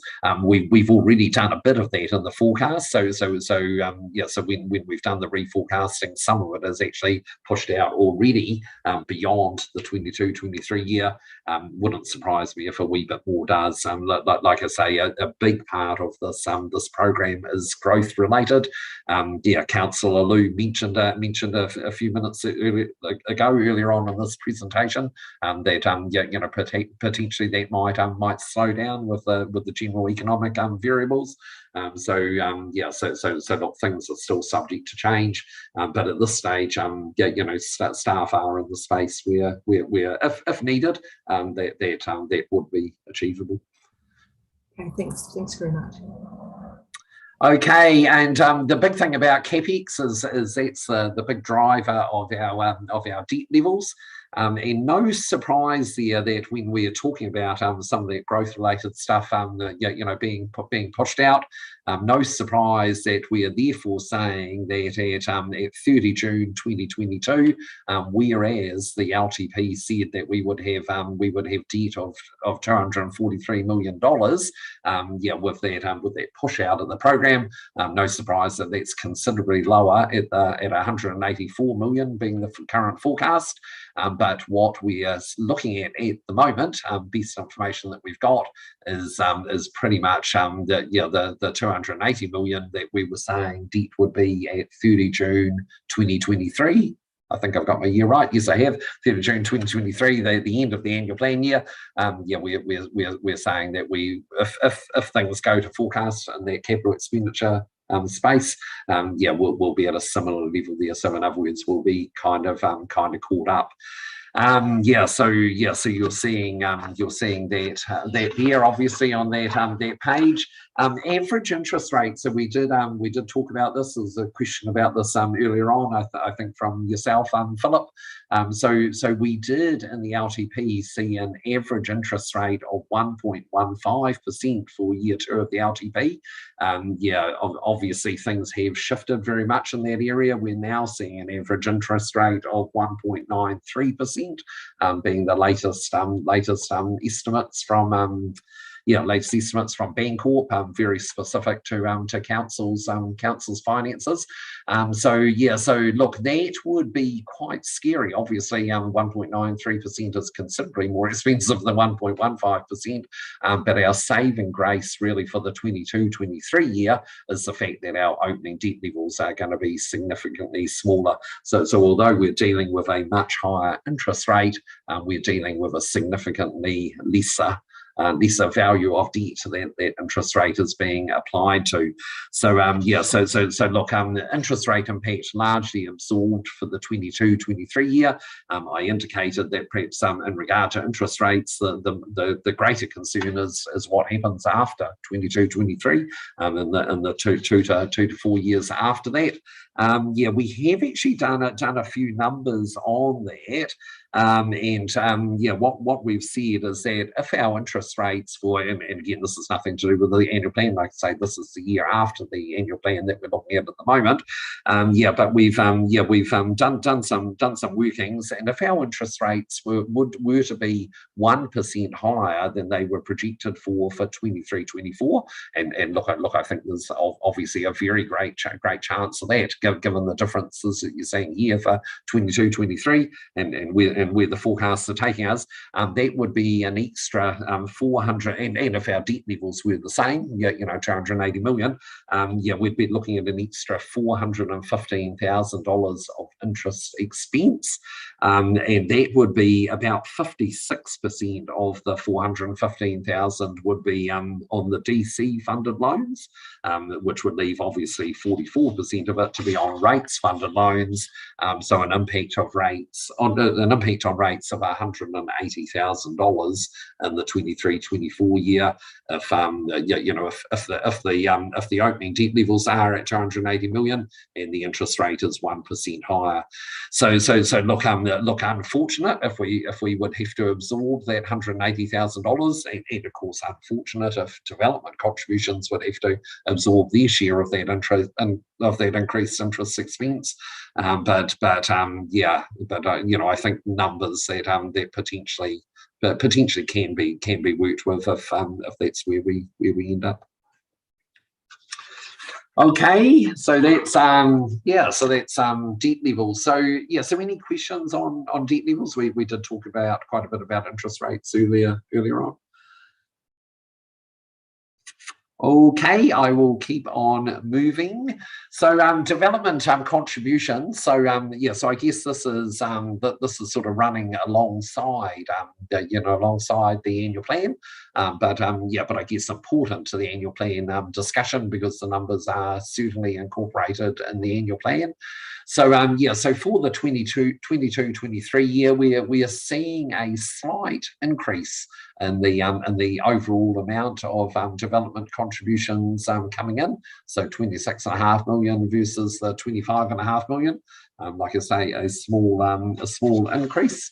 Again, these are numbers, and in fact, the detailed development contribution numbers you see in a moment are draft, and they are subject to change. We have done quite a bit of review work in this space, and just in the last month or so, or certainly since we talked to you in early December. And look, we have reviewed things like the numbers of household equivalent units that we're expecting. So a drop in the number of C1 and C3 household equivalent units, an increase in the T1 and T2 household equivalent units, pretty much just reforecasting on the basis of what we're seeing as the current timing of development. We've done some tweaks in regard to the growth percentages. So how much of the capital expenditure relates to growth, and therefore should be sheeted back to DCs. How much of it should be met by rates, and like by way of example, the growth percentage for Bond Road has reduced quite significantly from 67% to 19%. So we've incorporated some changes like that into the review. Some catchment allocation changes for Hautapu and C10. An additional capital project in C10 of $7.9 million, which is 100% growth related. And of course, those interest rate changes that we talked about earlier on. We have updated the interest rates that are applicable to the DC model, which is actually an average interest rate over 10%. So these numbers look a little bit different to the ones that we were talking about before, which is just our annual rates funded stuff. But you can see a reasonably significant increase in the interest rates applying to those DC loans. All of these things have been factored into adjusted DC rates, which I will show you now in terms of the impact of that. So what this table is showing is essentially the incremental change between where DCs are landing right now after review of the model and the various rates, compared to what they were for year 2 of the long-term plan. So where it's red, that's actually an increase in the amount of DC rate. Where it is blue, there have been reductions in DC rates. So you can see quite a mix there.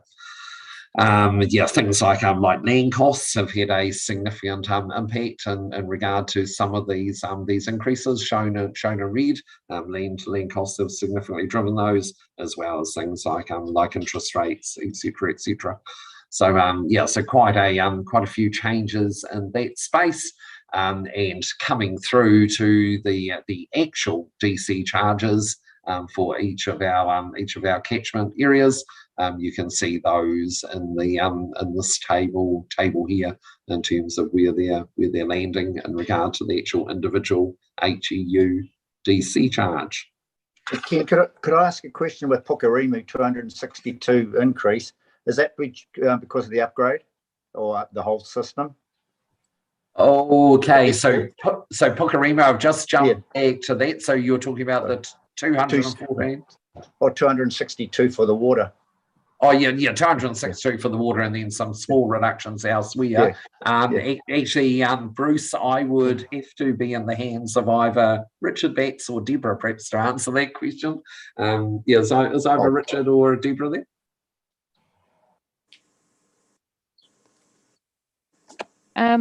Susan? Sorry, Susan. Yeah, I'm here. My battery's gone and I've got to pull out. I'm sorry. Okay, love. It was on 100%, but it isn't now, of course. Thank you. Through the chairperson, the Pukeremu costs increase of 262 is in line with what we're doing with a few of the other areas for the Te Ao Mutu, but it's mainly for the T1 and T2 has impacted at roughly the same amount. So it is for the upgrade, but I can't remember, sorry, which exact project it is relating to, because there's quite a few individual projects. Deborah. No, that's all right. Yeah. No, thank you. I think the important point to make is a lot of these are based on actual costs as opposed to predicted costs. Right. For you, Madam Chair, I think it's the cost of the Pukeremu treatment plant upgrade that we recently did. Yeah, I thought it would be. Thanks, Richard. Okay, so that answers the question. Thank you, Ken. Okay, cool. So just moving on the into engagement approach, and in effect, this is where I'll invite Hannah to jump in on this and do a little bit of a tag team on the next few slides. But engagement approach, as I mentioned at the start of the presentation, we've talked to you about this a couple of times in the later part of last year. But we're essentially in a position with, from what we're seeing right now, that we're closely aligned. We're closely aligned to enough to year two of the LTP, regarding rates increases, etc., and the incidence of those, that we can use an engagement process rather than a formal SCP consultation process. There are differences, of course, in regard to capital expenditure. There were some reasonably significant numbers there. But look, those are timing issues that could potentially correct within a year or two of that. So look, we are very much in that space. We've reviewed where we're at against the sensitive expenditure policy, and we believe we're in a situation where we can rely quite properly on an engagement process rather than a consultation process. So so probably Hannah, over to you to talk a little bit about what that engagement process looks like. Yes, so what we're looking at doing is just kind of breaking it down, keeping it simple and effective, and highlighting what we do and the value that our residents gain, what they get for their money, what ratepayers get for their dollars.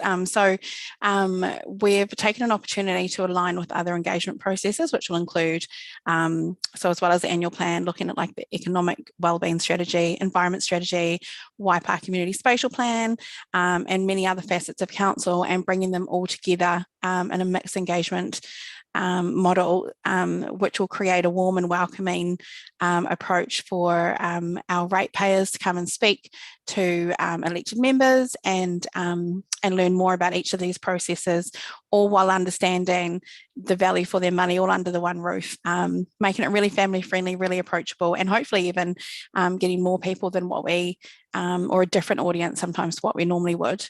So we've also got a specific targeted stakeholder engagement on development contributions on the 14th of February.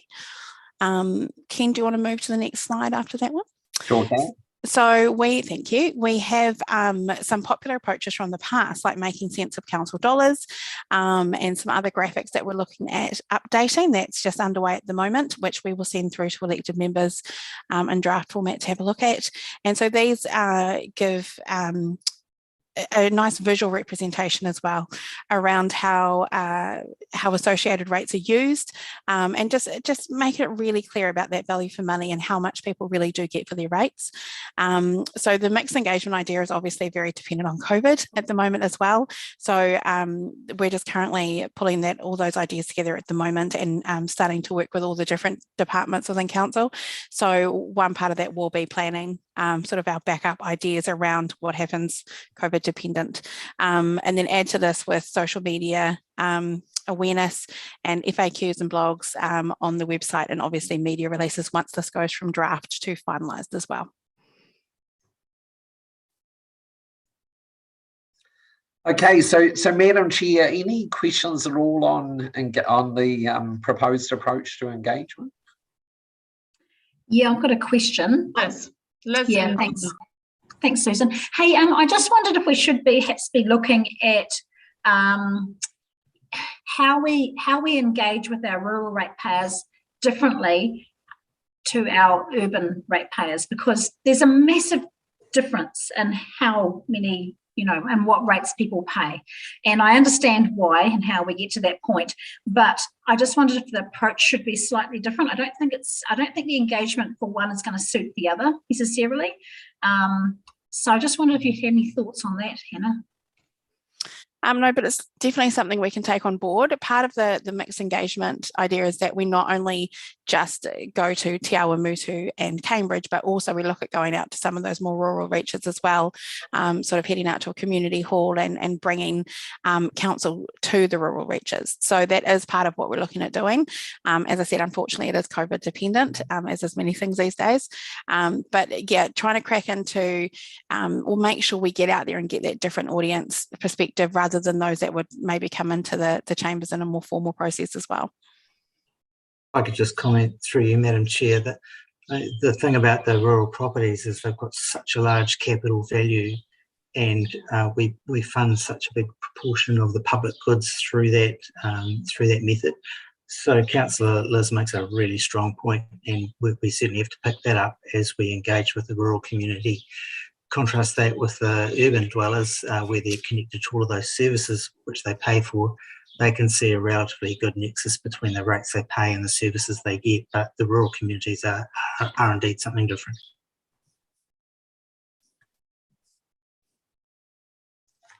Yeah, point well made. I mean, you and I guess all the other rural people hear it probably quite regularly about the lack of value for money in terms of rates. Yeah, just the messaging needs to be different, that's all. Just that clarity and understanding. It's going to be a different message, I think, and we need to be quite smart about how we do it. Yeah, I'd agree as well. I do find that's and that was coming through too in the perception survey too. Yeah, from our rural residents. Yeah, have a close look at that and yeah, pick up what was said. Yeah. Yeah, we might just need a lot more thought. I'm just I guess a bit nervous at the moment. I think farmers are facing a drought. It does not look like there's a lot of rain coming, so we've got to be really mindful of that. And when we go out and do our consultation, it could go horribly wrong. So yeah, just have to be really, really aware of what environmental factors are kind of, you know, where we're at. That's all.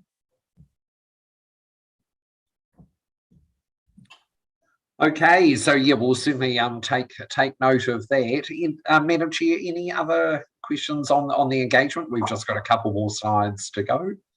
Doesn't look like anybody has any further questions on that. Good. I'll keep moving. So yeah. So look, fees and charges, just I guess a little bit like the DC thing. Yeah, just yeah, I guess a process that happens alongside the annual plan.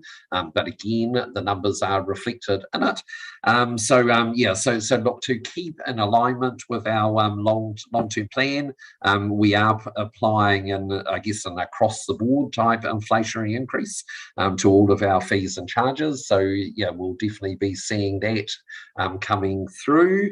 Some of those inflationary increases are recommended for fees that are charged under a bylaw. We are required under Section 150 of the Local Government Act 2002 to consult on any fee increases in those areas. Yeah, and what we have decided for this year, actually, our traditional approach actually is to split it out and to do a couple of schedules of fees and charges. One that are required to go through a consultation process, another that aren't. But we've decided this year, look, let's simplify that process. Because there are a number that do need to be consulted on, let's run a consultation process for all of the fees and charges. So like I say, that's our intention. That's what we're doing. So you will see a consultation process coming through in that fees and charges area. But like I say, just essentially tied to inflation. We have just noted here, you can see the second bullet point down, traffic management plans. Yeah, so look, at the moment, yeah, we don't charge for traffic management plans where it is a charity event. And that's quite clear in our fees and charges document at the moment. However, there's a feeling that we need to change that because yeah, there's a number of events that, although charity events, because they're not profit driven, yeah, you know, are events that do collect fees from participants, etc. So yeah, so look, I'm looking to make a change in that space so that there are traffic management plan costs yeah, recovered by fees in those areas. So yeah, so look, that is a change, I guess, of philosophy more than anything else.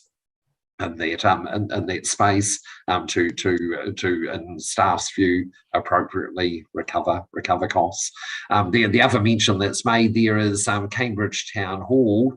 We are expecting the charges for the hire of the Cambridge Town Hall to drop out of our fees and charges schedule because we are expecting by 1st of July 2022 yeah, for our new trust, the Cambridge Town Hall Community Trust, to be actually running the Cambridge Town Hall and therefore responsible in their own right for setting their fees and charges, just like Go Waipa set the fees and charges for the swimming pools and the event centre.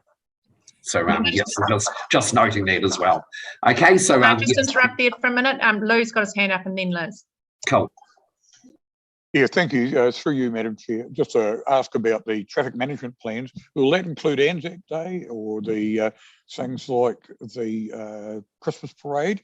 I'm just asking along the lines, having been involved with them.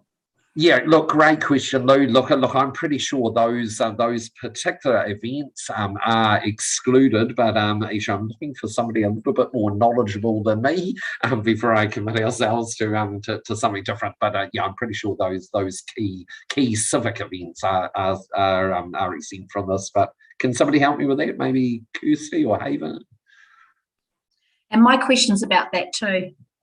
A slightly different question, but on traffic management plans. I think we will need might have to link in with Brian Hudson or Dawn on that one, Ken. Okay, Brian or Dawn on the online? I will try and reach out to them. They're not in this meeting at the moment. Okay. Ken, my question on traffic management plans, is that for the creation or for the approval of them? Oh, yeah, look. So that can just pass that question on to them. Yeah, look, yeah. Again, I think that needs to go to somebody more authoritative than me. So it's all good. I can probably answer that one. So that's probably on the, through the chair. That's just on the processing fees, I believe. So the creation's still undertaken by a private firm before going to council for processing. So that it's just the submitter approval process you're talking about. That's what I presumed, but I just was a bit misleading there. I think there might be some councillors who potentially think that council creates traffic management plans for non-profit groups, but they don't. It is just, yeah, it is just we still have to, groups have to submit traffic management plan to council, who then approves it. So it's just that processing fee. Yep. To you, Madam Chair. Oh, sorry. Oh, sorry, Lou. Yeah, just through you, Ken. Oh, to you, Ken. Just quietly, would I be able to be informed of that, because we have yet to plan, particularly Anzac Day anyway, and we could have a situation where we could alter quite dramatically, particularly with what's happening with COVID, etc. So yeah, if I had the knowledge of, we don't incur that cost if we don't march down the street or something along that line. Yeah, good point, Lou. Look, we're obviously looking. Haven is looking to come back with an answer on that.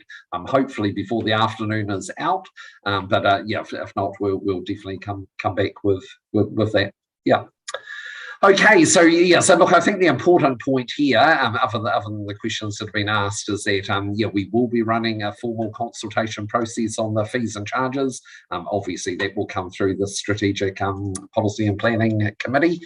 So yeah, so that yeah, so watch the space, I guess, in regard to the fees and charges changes coming through. Okay, so into the final slide. So look, just the I guess the timetable from here. So yeah, so 14th of February, Valentine's Day reminder there. So look, we've got yeah, we've got a targeted stakeholder engagement on development contribution. So that will be obviously with the development community. Yeah, so some very specific engagement with that community.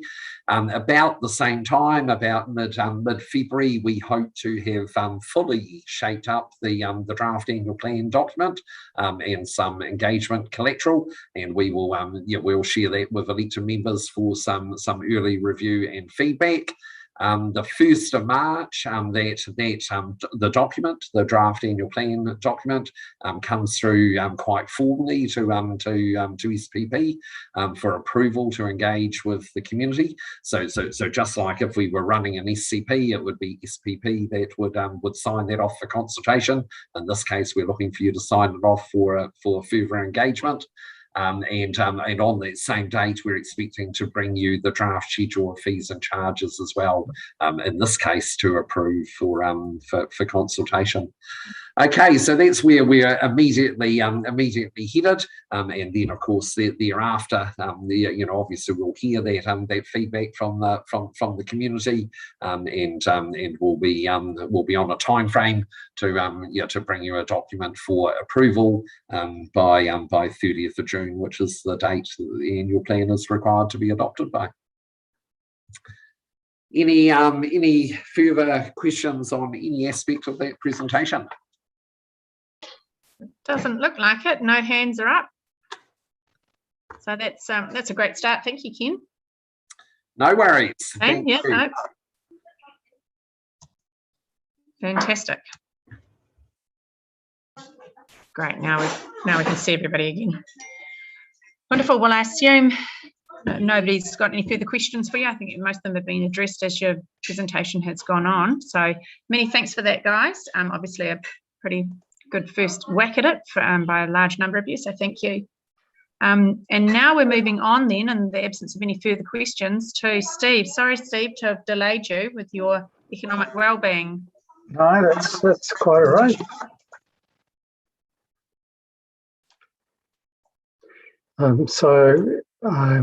You've all seen both the PowerPoint and the background document that I've sent to you. So I'll be really quick. We'll see if we can get this done in 5 minutes. Has it come through all right? Yes, we can see that. Right. So timeline update, engagement, next steps. So that's that slide.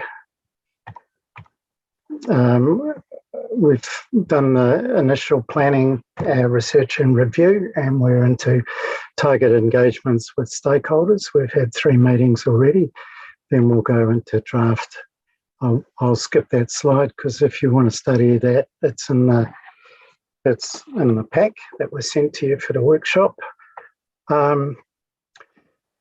Engagement.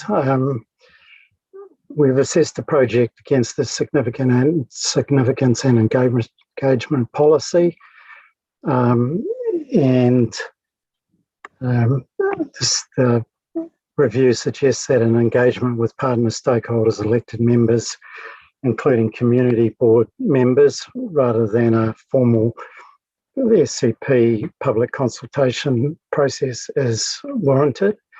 We will review this again should the significance and engagement policy change in the near future, and we are looking forward to participating in the public engagement alongside other strategies in March that Ken's just been talking about. We've seen some emerging themes come from the workshops to date around wellbeing, education, partnerships, relationships, employment, agriculture.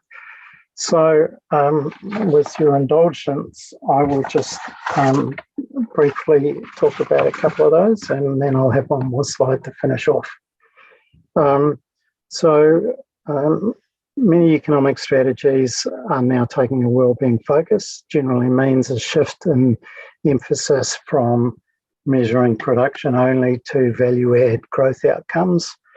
And this approach naturally aligns with iwi values and iwi community economic development plans, which generally are considered long-term holistic community wellbeing plans. We'll also be choosing some indicators to reflect this strategy. So a couple of the comments so far with wellbeing from the groups that we've talked to. The importance of Waipa lifestyle was highlighted in stakeholder feedback. Stakeholders put importance not just on economic growth, but the right kind of growth, the chance to build back better, a focus on youth and education employment that also delivers overall community wellbeing. So not only does it upskill and increase our labour pool, but it improves quality of life, personal satisfaction and community connectivity and so on. And this is especially true for minority groups, Maori Pacific Island youth, who are impacted economically, socially by COVID. Susan, I'm not sure how much time you want me to take on this. It's getting late in the day. Yeah, it is kind of getting late in the day. We've had quite a full-on day, to be fair, Steve. Yeah. Okay, so I'll finish off with a couple of things. If there's any comments on the emerging themes that I've described, shout out. And a further workshop is proposed with the Business Advisory Group and elected members on Wednesday, 16th of February, if that's suitable for elected members. Updates will be shared with regular updates at SPMP. And that's kind of what I wanted to say. Maybe there's some comments on the themes that are coming through. As always, I'm here if you want to email me any specific things. So that'll do for me. Great, thanks, Steve. Hey, look, I'm really pleased to see that agriculture primary industries has a separate theme, emerging theme in and of its own. I'm really pleased to see that there. So that's great. Does anybody have any questions or points of discussion they want to raise with Steve regarding his strategy document so far? Steve, through Madam Chair, the workshop, is that going to be in person or is that going to be Zoom? No, that's online and Zoom. Yep. And if that date's suitable, I'll invite everybody to that. It'll also include board chairs for the community boards. Steve, Lou Brown here. Just quickly, we've got an urban mobility governance meeting at 11 o'clock that day as well. Okay, how many of there'd be about 3 or 4 of us on that. Roger Gordon, myself, I think Marcus is on it as well. Yep, I am. Yeah, Marcus. Yeah, I thought you were. So shall I take the meeting forward to 9 a.m? That'd be. I'd agree with that. We could do that. Yeah. Okay. Perfect. Suits me better too. Okay. If there's any other feedback on the themes coming through, send me a note. There's plenty of time for further discussion on this. I'll be preparing a kind of summary document or a discussion document, not a summary document for that public meeting.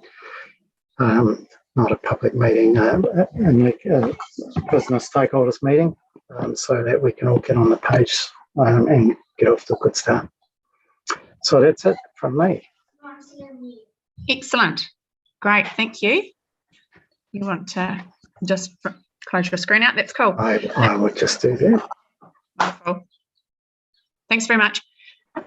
Okay, thanks.